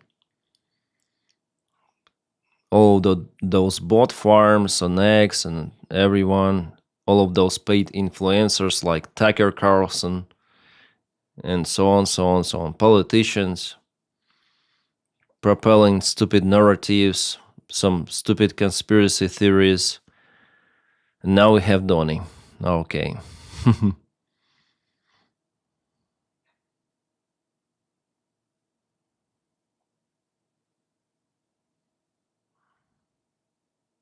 See you, Svenja. I'm also going. Oh, shit. It's 1 p.m. Jesus Christ. Jesus Christ.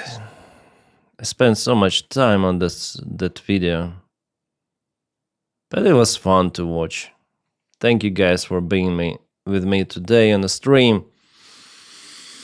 I don't know what system is better. Honestly, no system is perfect, but capitalism with a human face, I think that should be it.